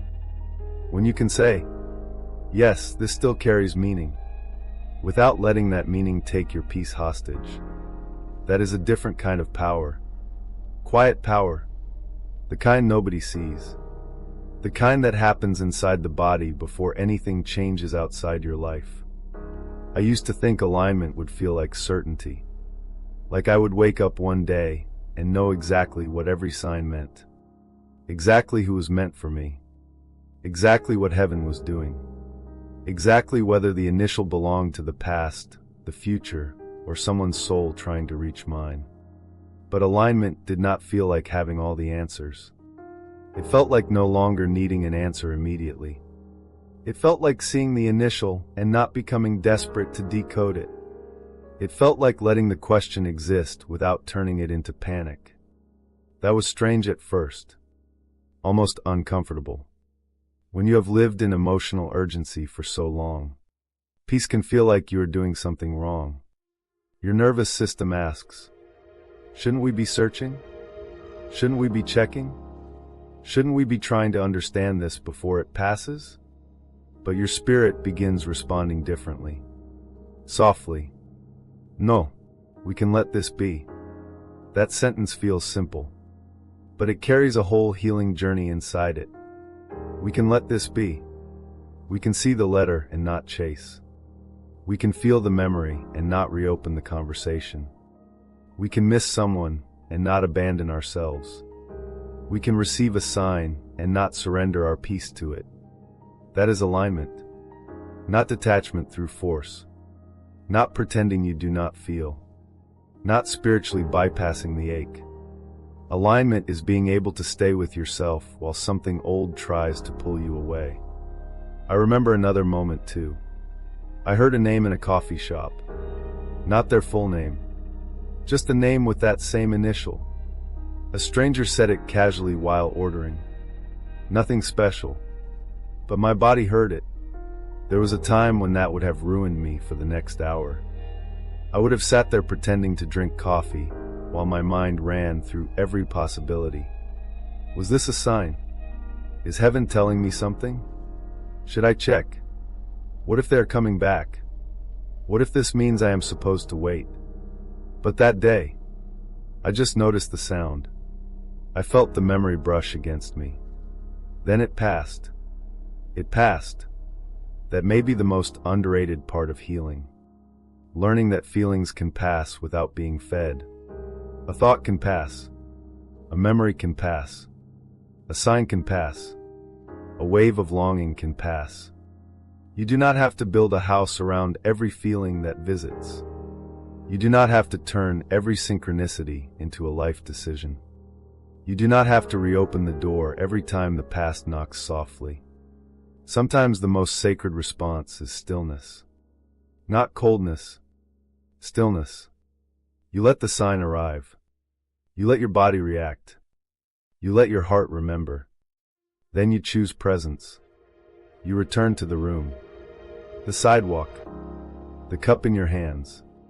The breath moving through your chest. The life that is still happening right in front of you. And little by little, your body learns a new truth. The initial is not danger. The memory is not command. The sign is not control. You are allowed to remain whole while noticing something meaningful. That is the shift. Before, the initial may have felt like it had authority over your choices. It appeared, and suddenly you were back inside the old timeline. Back inside the longing. Back inside the silent waiting room. Back inside the fantasy where the person became the answer to every ache. Now, the initial appears, and it meets a different version of you. A steadier version. A more honest version. A version who has cried enough to know the difference between tenderness and temptation. A version who does not need to hate the past in order to leave it behind. A version who can admit, yes, they mattered, and still ask, but where is my peace now? That question changes your destiny. Because when signs stop controlling your nervous system, heaven can use them differently. A symbol that once triggered attachment can become a marker of growth. A letter that once pulled you backward can begin showing you how far you have come. The same initial that used to make you feel abandoned may one day remind you that you survived the abandonment wound. The same letter that once made you chase may one day appear while you are choosing yourself. The same sign that once felt like obsession may begin feeling like confirmation. Not confirmation that the old pattern is returning. Confirmation that you are no longer inside it the same way. That is a powerful thing. And it can feel emotional. Sometimes more emotional than the original trigger. There were moments when I saw the initial and did not spiral. And then cried afterward. Not because I was broken.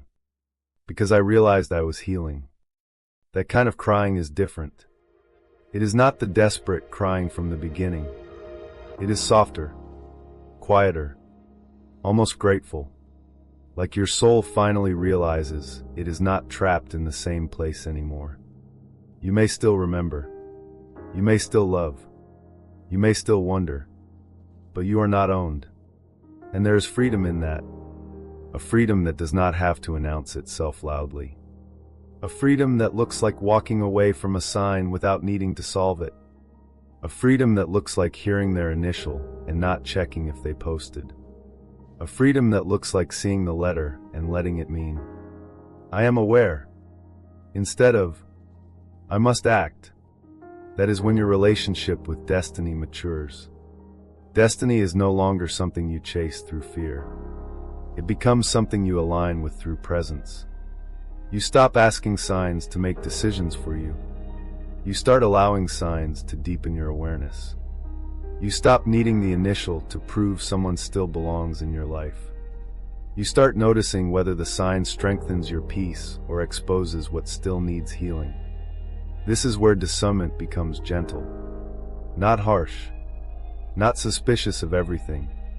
Gentle. You can say, this symbol matters to me. And also, I do not need to hand it control. You can say, this initial may be connected to someone significant. And also, my destiny is bigger than my attachment to one outcome. You can say, I still feel something. And also, I can stay with myself while I feel it. That is emotional adulthood. That is spiritual maturity. That is what the repeated initial may have been preparing inside you all along. Not obsession. Not panic. Not endless waiting. Capacity. The capacity to hold meaning without losing yourself. The capacity to notice synchronicity without becoming consumed. The capacity to feel a soul connection without confusing every trigger for instruction. And once you develop that capacity, your field changes. People can feel it, even if they cannot explain it. You become less easy to pull into confusion, less available for mixed signals, less hungry for external proof, less willing to abandon your own body just because something feels spiritually charged. Your energy becomes calmer, not weaker, calmer. And calm energy is magnetic in a different way. It does not beg. It does not chase. It does not perform. It simply exists with more truth. That is the kind of alignment that prepares you for destiny. Because real destiny does not need your panic to reach you. Real destiny does not require you to keep reopening wounds to prove you are faithful. Real destiny does not ask you to become unstable every time a sign appears. It meets you more clearly when you are present enough to recognize it. So ask yourself, can you see the initial now without chasing? Can you feel the memory without becoming the memory? Can you let the sign pass through you without reopening the wound? Can you notice the letter and stay inside your own life? If the answer is not fully yes yet, be gentle. This takes time. There may still be days when the initial hurts. Days when it catches you off guard. Days when you thought you were fine, and suddenly one letter makes your chest ache again. That does not mean you failed. It means another layer is surfacing. Just do not shame the layer. Hold it. Breathe through it. Let the sign reveal without controlling you. And one day, maybe sooner than you think, the same initial will appear, and you will feel something different. Not panic. Not desperation. Not the old pull. Maybe tenderness. Maybe peace. Maybe a quiet smile. Maybe a soft sadness that does not break you. Maybe nothing dramatic at all. Just a small awareness that you are no longer the person who used to be undone by a letter. That moment is sacred. Because a sign becomes sacred when it no longer owns you. And once your reaction changes, heaven can use the initial in a new way. Not to pull you backward, but to guide you forward. And that is where the next part begins. Lesson of this chapter. A sign becomes sacred when it no longer owns you. When you can see the initial without spiraling, chasing, or reopening the wound, your alignment has shifted. The letter may still carry meaning, but your peace is no longer controlled by it. And once your reaction changes, heaven can begin using the same symbol to guide you toward the future, not the past. Part 8. The initial may be a marker of your future timeline. I used to think the letter belonged only to the past. Only to them. Only to the person whose name still had a little gravity in my chest. For a long time, whenever that initial appeared, my mind went backward. Back to the connection. Back to the silence. Back to the memory of how it felt before everything became confusing. Back to the version of me who kept asking whether the sign meant they were coming back. But one day, the letter appeared, and it did not feel like the past anymore. It felt different. Not completely clear. Not perfectly peaceful. Just different. Like a doorway instead of a wound. That surprised me. I remember seeing it on a sign while walking somewhere I had never been before. Nothing special was happening. No dramatic music. No sudden message. No emotional breakdown. Just an ordinary street. An ordinary afternoon. And that same initial appearing in a place that had no emotional connection to them. At first, my body did what it always did. It paused. There was a small pull in the chest. A memory tried to rise. But then something unexpected happened. The memory did not fully take over. The letter did not immediately become their name. It did not drag me back into the old story. Instead, it felt like a quiet question. What if this symbol is not finished with you yet? Not in a scary way. Not in an obsessive way. More like heaven was using the same symbol again. But with a different meaning this time. That moment stayed with me. Because I realized I had made the initial too small. I had trapped it inside one person. One outcome. One version of destiny. One unfinished emotional story. But what if the initial was bigger than that? What if it had been attached to them first? Because they were the one who awakened your attention. But later, that same symbol began pointing towards something else? A future timeline. A new person. A place. A calling. a soul lesson, a doorway your spirit could not recognize until the wounds stopped controlling the meaning. That possibility changed how I saw everything. Not immediately. At first, I resisted it. Part of me almost did not want the letter to belong to anything else. That sounds strange, but it is honest. When you have connected a sign to someone deeply, releasing that interpretation can feel like losing another piece of them. You think, if this letter no longer means them, then what was all of this? Was I wrong? Did I imagine the whole thing? Did I waste months reading signs that were never about the person? But spiritual meaning is not always either or. The initial may have been connected to them, and it may also be connected to what comes after them. The first meaning does not have to erase the second. Sometimes heaven uses the same symbol across different seasons. In one season, it exposes a wound. In another, it confirms healing. In one season, it reveals attachment. In another, it marks alignment. In one season, it pulls your attention to someone who changed you. In another, it points to the version of you who was born after that change. That is why signs evolve as you do. The letter may be the same, but the field around you is not. Your nervous system is different now. Your discernment is different. Your relationship with longing is different. You are no longer seeing the sign from the same emotional place you were in at the beginning. And that matters. A symbol filtered through panic becomes a trigger. A symbol received through alignment becomes guidance. I remember thinking back to all the times I saw the initial and immediately made it about one person. Their possible return. Their hidden feelings. Their silence. Their soul. Their name. But after healing began, the same letter started appearing around different things. A place I felt drawn to visit. A book title that spoke directly to something I was going through. A stranger's name during a conversation that somehow opened a new idea. A project I had been avoiding. A street I kept passing without knowing why. It was as if the initial had loosened from the past and started attaching itself to movement. Not backward movement, forward movement. And I began wondering, what if this letter is not only a reminder?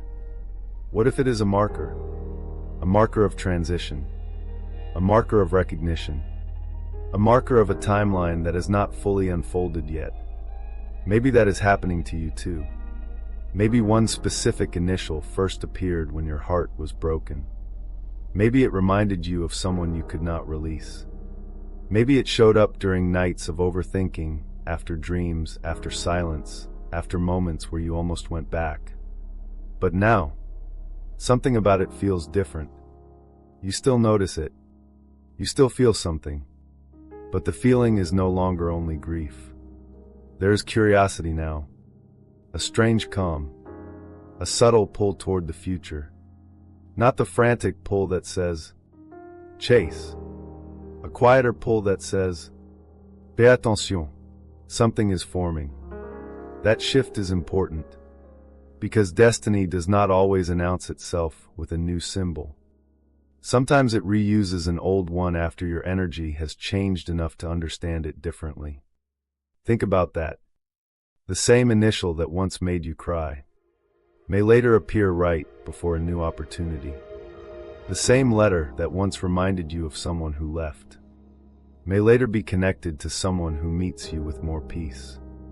The same symbol that once exposed your attachment may later confirm that you are no longer bound to the old pattern. This is why you cannot read every sign from the wound. The wound will make everything about loss, everything about fear, everything about the person who did not choose you clearly. But your soul sees more. Your soul knows that symbols can move. Meanings can mature. Destiny can speak through the familiar while leading you into the unfamiliar. I used to think if a sign was real, it had to mean the same thing forever. Now I do not believe that. A sign can begin as a mirror and become a map. It can begin as pain and become protection. It can begin as attachment and become alignment. It can begin with one person and end with your destiny opening in a way you did not expect. That does not mean you should force a new meaning onto it. Do not rush. Do not make every appearance of the initial about some dramatic future arrival. Do not replace obsession with another kind of obsession. Just observe, gently, when the initial appears now. How does it feel? Does it pull you backward? Or does it make you feel quietly aware? Does it create panic? Or does it create stillness? Does it make you want to chase someone old? Or does it make you curious about what heaven is forming ahead? Does it feel like a wound being touched? Or a doorway being marked? Your body will often know before your mind has language for it. There is a difference between the sign that hooks you and the sign that steadies you. A hook tightens the body. A marker creates attention. A hook makes you desperate. A marker makes you present. A hook says, "Go back." A marker says, "Look closer." And sometimes the initial becomes a future marker when you stop needing it to validate the past. That is the turning point. The sign becomes cleaner when you stop demanding that it serve your old longing. It can finally reveal something wider. A destiny path. A new chapter. A connection you could not have recognized while still addicted to the old one. A version of love that carries the same depth, but not the same wound. This matters deeply in twin flame and soul connection journeys. Because sometimes the person who awakens you is not the final expression of the love your soul is being prepared for. Sometimes they are the catalyst. Sometimes they are the mirror. Sometimes they are the one who opens the spiritual channel, but not the one who can walk through the healed doorway with you. And sometimes, the same symbol tied to them becomes the symbol heaven uses to guide you beyond them. That can feel painful. It can also feel freeing, because it means nothing was wasted. The sign did not lie to you. Your interpretation was simply growing. The connection did not have to become permanent for the awakening to be real. The initial did not have to belong only to one person for it to carry divine meaning. It may have always been part of a larger pattern, a pattern leading you back to yourself first, then forward into a future your wounded heart could not imagine yet. Maybe the initial is connected to a new person whose energy feels calmer. Maybe it is connected to a place you will move through. Maybe it is connected to work your soul is being called to do. Maybe it is connected to a name you will hear later and feel peaceful recognition instead of anxiety. Maybe it is connected to your own becoming, to a word, a mission, a season, a doorway. You do not need to know all of it today. That is the part we struggle with. We want the full answer. We want the sign decoded. We want certainty before we trust. But destiny often reveals itself in layers. First, the sign gets your attention. Then it reveals attachment. Then it exposes the pattern. Then it stops triggering you. Then, only after your field becomes clearer, it can begin pointing forward. Not before. Because before healing, you would have used the future sign to feed the old wound. You would have made it about chasing, waiting, proving, repeating. Now you can receive it differently, more slowly, more honestly, with less desperation, with more trust. And maybe that is why the initial keeps appearing even after you thought the lesson was over. It is not necessarily pulling you back. It may be showing you that the symbol has crossed into a new season. The wound marker is becoming a destiny marker. The reminder is becoming a compass. The thing that once hurt you is now showing you that you are strong enough to read it without losing yourself. That is sacred. Quietly sacred. The next time the initial appears, try not to rush into the old meaning. Pause. Breathe. Let the first reaction pass. Then ask softly, is this connected to the past? Or is this introducing me to the future? You may not get an answer immediately, but you may feel a texture. a tone, a difference, a peace you did not have before, a curiosity instead of panic, a sense that something is being arranged without needing you to force it. That feeling matters, because when the initial shifts from pain to peace, you may be closer to recognition than you think. Not recognition born from obsession, recognition born from alignment. The kind where you can meet destiny without dragging the old wound into it. The kind where you can see the sign and not become smaller. The kind where the letter no longer says, "Remember who left." It begins to whisper, "Prepare for what is coming." Lesson of this chapter: a repeated initial may begin as a wound marker, then become a destiny marker once your field changes. The same symbol that once pointed to pain can later point to alignment. When the initial starts feeling less like a trigger and more like a doorway, heaven may be preparing you to recognize a future timeline you could not see before. Part 9: Signs your destiny message is already unfolding. The deepest signs became quieter after I stopped needing proof. That surprised me. For so long, I thought a destiny sign had to feel intense. A sharp pull, a sudden rush, a letter appearing at the exact moment I was thinking about them. Something strong enough to make me stop whatever I was doing and whisper, "Okay, that cannot be random." I thought the initial had to shock me to be meaningful. But later, after the grief softened, after the pattern became clearer, after the same letter stopped controlling my nervous system, the signs started changing. Or maybe I changed. The initial still appeared, but it no longer arrived like a hook in my chest. It did not always drag me backward. It did not always make me want to check their page, reread old messages, or reopen the same emotional wound. Sometimes it appeared, and I simply noticed. Quietly. No panique. No spaitel. No desperate need to know what it meant immediately. Just a pause. A breath. A little inner stillness. And that stillness felt strange at first. Almost disappointing. Because when you are used to signs arriving through emotional chaos, peace can feel like absence. You wonder, does this mean the sign is fading? Does this mean the connection meant nothing? Does this mean I am losing the spiritual sensitivity I used to have? But no. Sometimes the sign is not fading. The obsession is. And those are two very different things. I remember seeing the initial one morning while I was walking into a small cafe. It was cold outside. The kind of cold that makes your hands disappear into your sleeves. I had not been thinking about them that morning. Not heavily.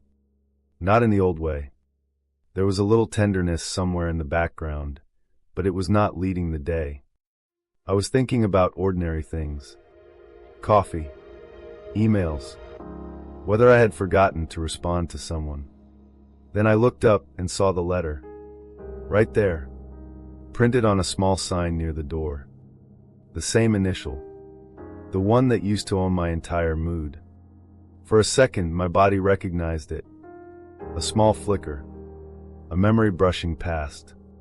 But instead of dropping into longing, I felt calm. Not empty. Not numb. Calm. And the thought that came was not, are they coming back? It was, I can see this now without losing myself. That was the sign inside the sign. Not the letter itself. My response to it. That is where many people miss the deeper message. They keep asking, how often does the initial appear? But the more important question is, how do you respond when it does? Do you feel hijacked? Or present? Do you feel pulled into old waiting? Or quietly aware? Do you feel the need to chase? Or can you let the symbol pass through without handing it control? Your reaction is part of the revelation. Maybe the strongest confirmation is not that the initial keeps showing up. Maybe the strongest confirmation is that you are becoming someone who can read it without collapsing. That is alignment. It does not always look mystical. Sometimes it looks like standing in line for coffee, seeing the letter, feeling the memory, and still ordering your drink without spiraling. Sometimes it looks like hearing a name that starts with that initial and not immediately turning your whole day into a spiritual investigation. Sometimes it looks like seeing the symbol and whispering internally, "I notice you, but I do not need to chase you." That kind of peace is not small. It is evidence. Evidence that the old karmic charge is weakening. Evidence that your nervous system is no longer using signs as emotional oxygen. Evidence that destiny is no longer being interpreted only through attachment.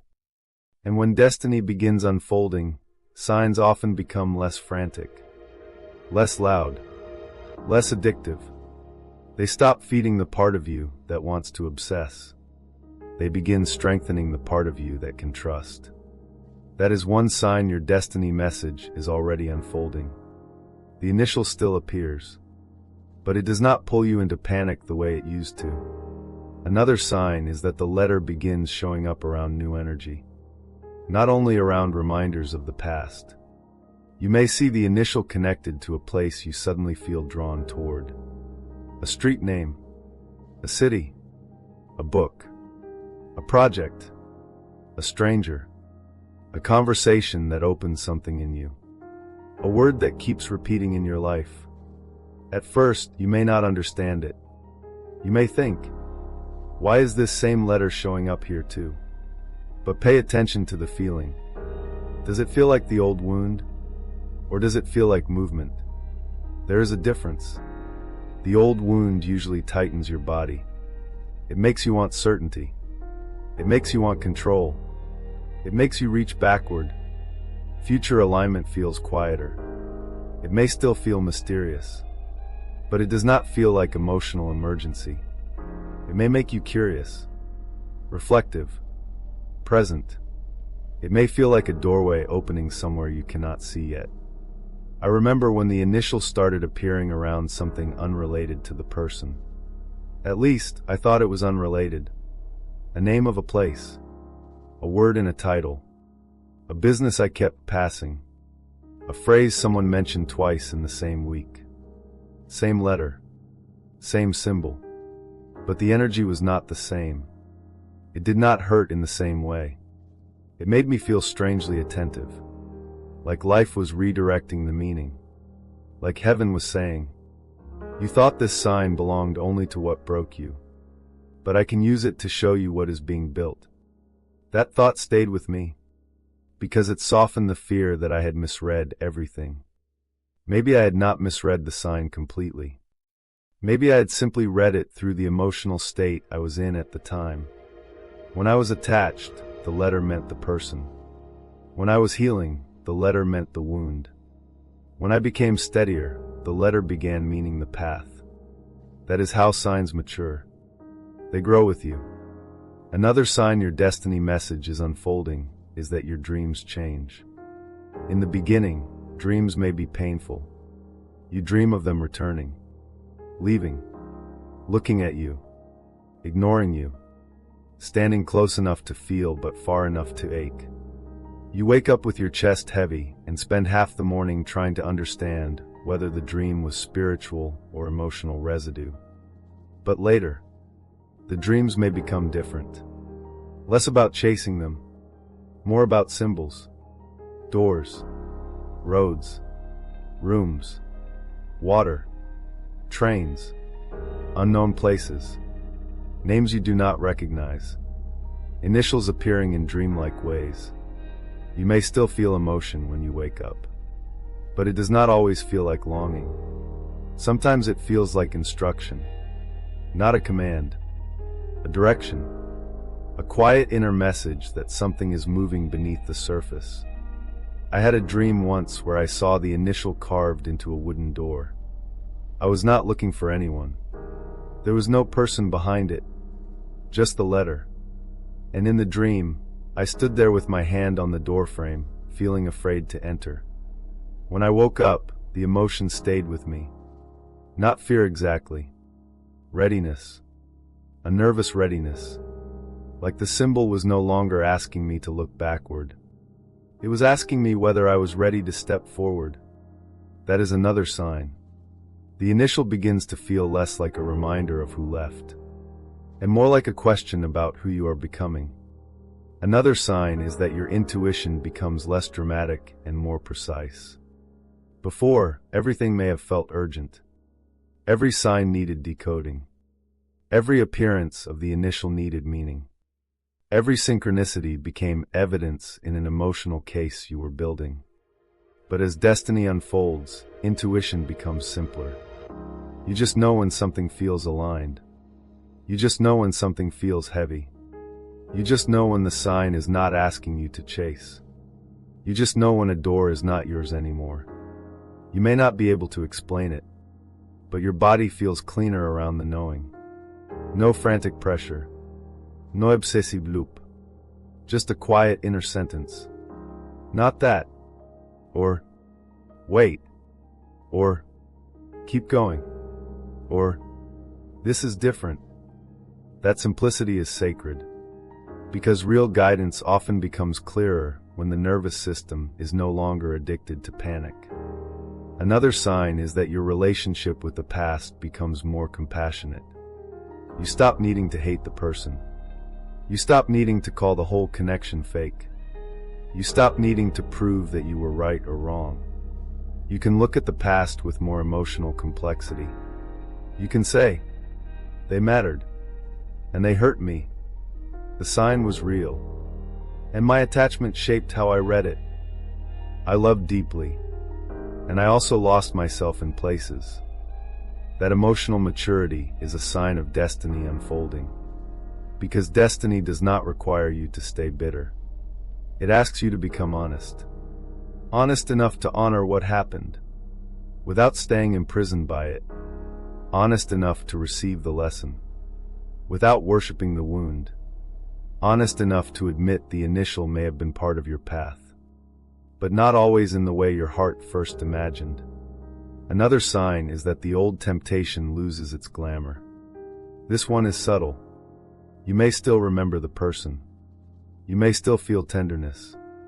But the idea of going back to confusion no longer feels romantic. Mixed signals no longer feel mysterious. Emotional distance no longer feels like a divine challenge. Waiting without peace no longer feels holy. You begin craving something different. Clearer. Quieter. More grounded. You want love that does not make your body feel like it has to interpret crumbs. You want connection that does not require you to become a detective. You want signs that support your peace, not signs that keep you emotionally starving. That desire is a sign, a strong one.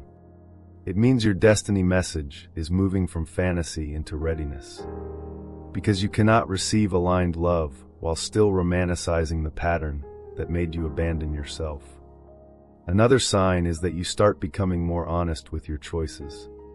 You pause before reacting. You notice the initial and do not immediately text. You hear the name and do not immediately search.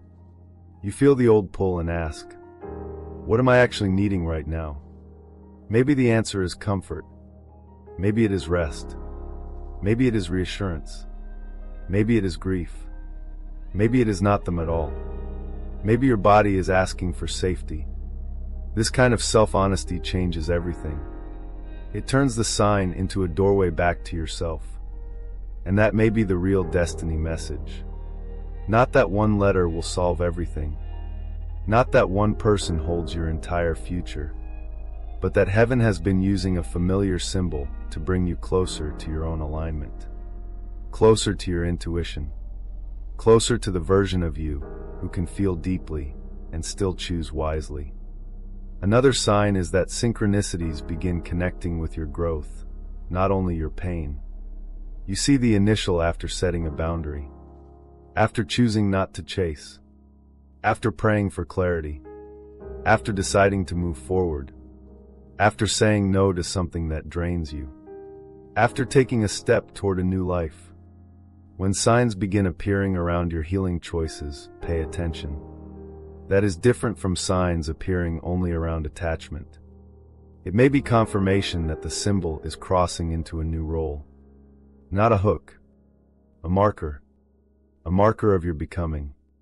A marker of the timeline shifting. A marker that destiny is not pulling you backward anymore. It is teaching you how to recognize forward movement. And maybe the most powerful sign is this. You feel less desperate for proof.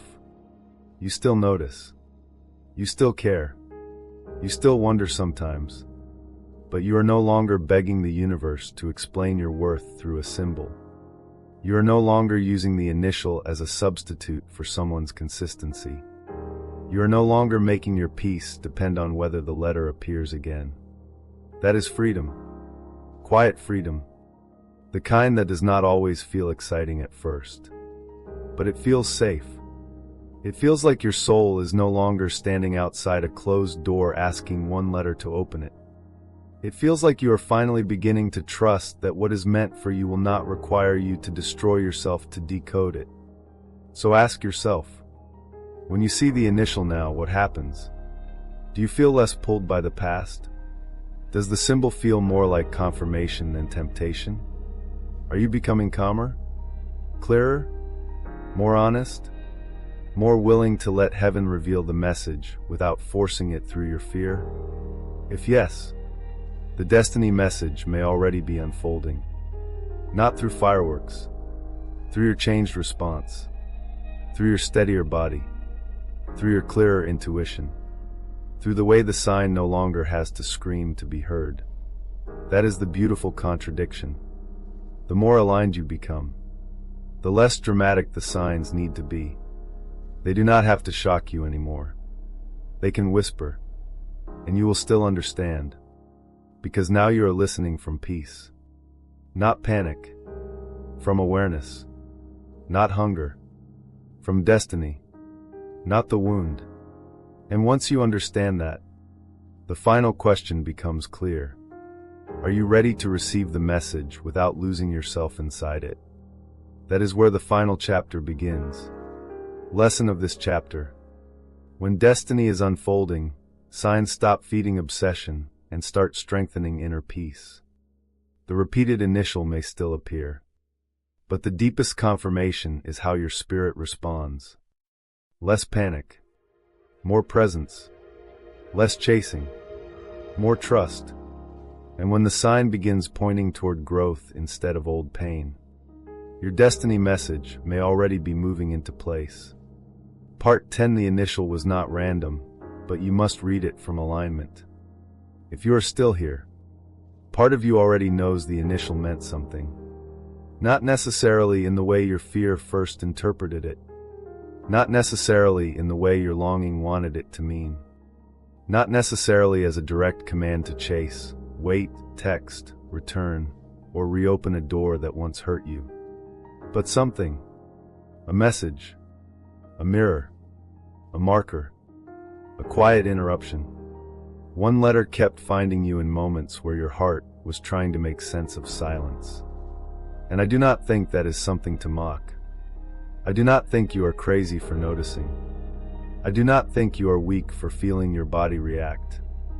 I do not think you are foolish because one small symbol carried emotional weight. When something has touched your soul deeply, even the smallest reminders can feel alive.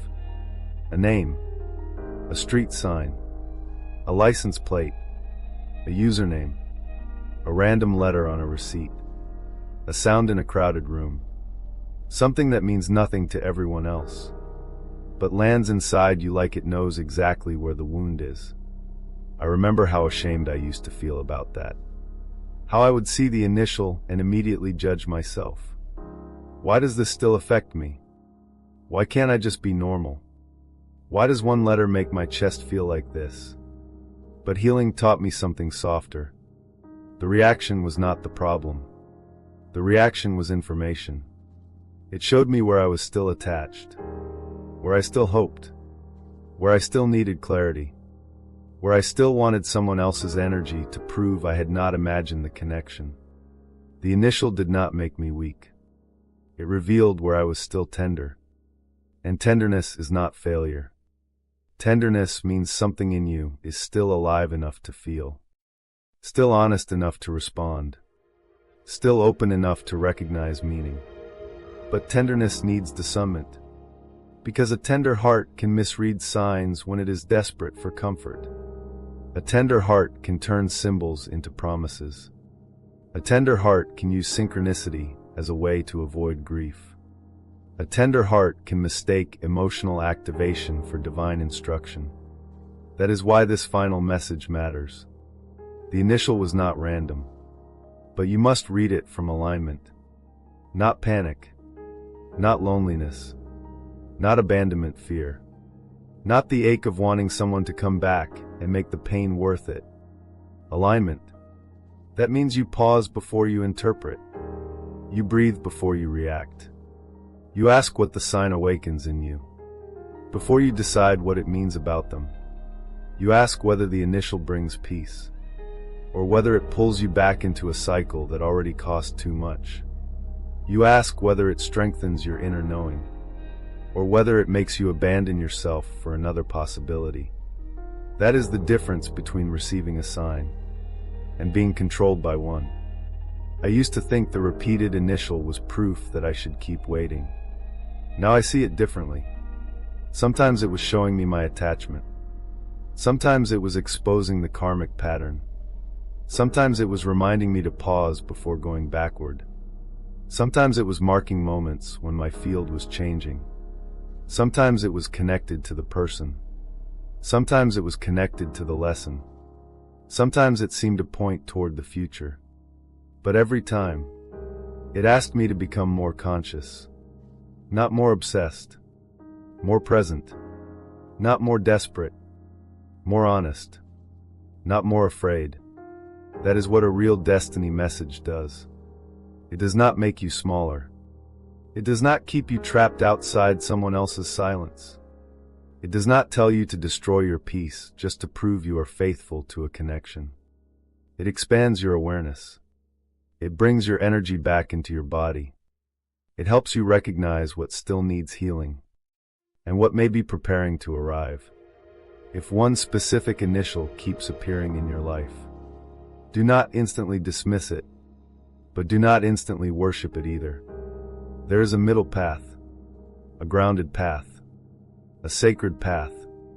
You can say, I noticed this. You can say, this feels meaningful. You can say, my spirit reacts to this symbol. And still say, I will not let it pull me out of alignment. That is power. Quiet power. The kind that does not need to prove anything. The kind that does not chase every sign like a command. The kind that trusts heaven enough to let the meaning unfold without forcing it through fear.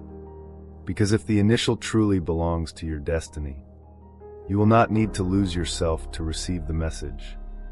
You will not need to obsess until your nervous system collapses. You will not need to keep checking, searching, waiting, and reopening wounds. What is truly meant for you can meet you in peace. It can meet you in clarity. It can meet you in timing that does not require self-abandonment. And maybe that is what the repeated initial has been teaching you all along. Not only who is connected to your destiny, but who you must become to recognize destiny without confusing it with pain. Maybe the letter first appeared to get your attention. Then it appeared to reveal your attachment. Then it appeared to expose the pattern. Then it appeared to show you your healing. Then, once your field became clearer, it began pointing toward a future timeline your wounded heart could not see before. That is how signs mature. They move with you. They deepen as you deepen.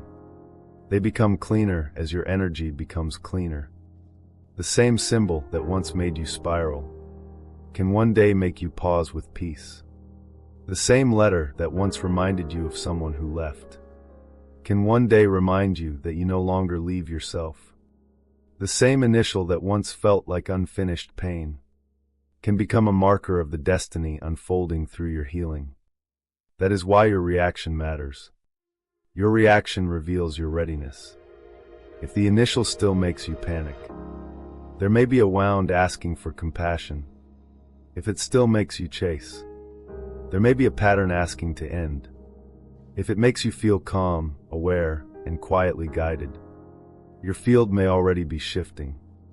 If it appears around new opportunities, new places, new names, new dreams, or new emotional clarity, heaven may be expanding the symbol beyond the past. Do not rush that process. Do not force the meaning.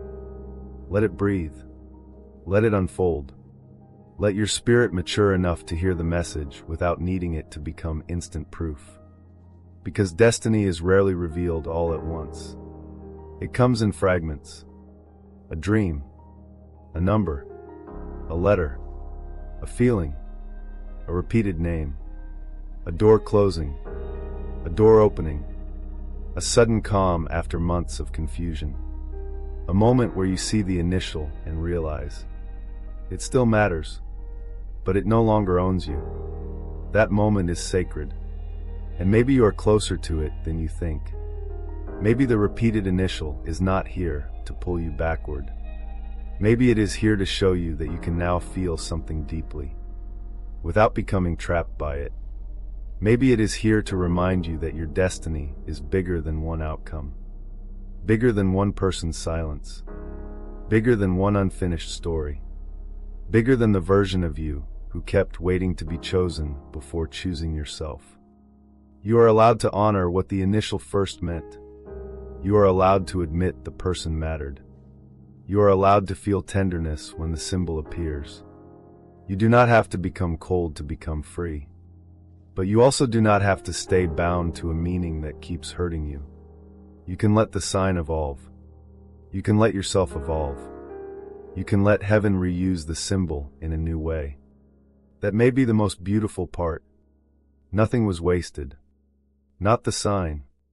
Not the connection. Not the tears. Not the confusion. Not the nights you questioned whether you were imagining everything. All of it became part of your awareness, part of your discernment, part of your preparation, part of the destiny message unfolding inside you. So the next time that initial appears, pause. Do not rush to chase. Do not rush to panic. Do not rush to make it about the old story. Place your hand on your heart if you need to. Take one breath. Then ask softly, what is this showing me from alignment? Not fear. Alignment. Not longing. Alignment. Not the wound. Alignment. And listen. Maybe the answer will be immediate. Maybe it will take time. Maybe the sign will appear again in a new context. Maybe your dreams will shift. Maybe your body will feel calmer. Maybe a door will open that makes the meaning clearer later. But you do not have to force it tonight. You do not have to solve your whole destiny through one letter. You only have to stay present enough to receive the message without losing yourself. That is the real test. Not whether the initial appears, but whether you can remain whole when it does. Because the destiny connected to your soul will not ask you to abandon your peace to prove you believe in it. It will not require you to chase what keeps you confused. It will not punish you for choosing yourself. Real destiny can survive your alignment. In fact, it requires it. So if this message reached the part of you that has been seeing that one specific initial everywhere, and quietly wondering if it means something, take this gently. You are not crazy for noticing. You are not weak for feeling it. You are not behind because you still wonder. But you are being invited to read the sign differently now. Not from the part of you that fears being left. Not from the part of you that needs the past to return so the pain feels worth it. Read it from the part of you that has survived enough to know. A sign should never cost your soul. The initial may be part of your destiny, but your reaction to it reveals your readiness. And the more aligned you become, the more clearly heaven can speak through what once confused you. So let the symbol come. Let it appear. Let it whisper. But do not bow to panic anymore. You are learning to read the language of destiny, without abandoning the person destiny is preparing you. Lesson of this chapter: the initial may be part of your destiny, but your reaction to it reveals your readiness. A repeated sign is not meant to trap you in obsession. It is meant to awaken awareness, reveal patterns, strengthen discernment, and prepare you for what is truly aligned. Read the sign from peace, not panic. If this message resonated with you, comment, "The initial found me for a reason." Or write, "I read my signs from alignment." And the next time that letter appears, pause before you chase. Heaven may not be pulling you backward. It may be teaching you how to recognize what is truly meant for you.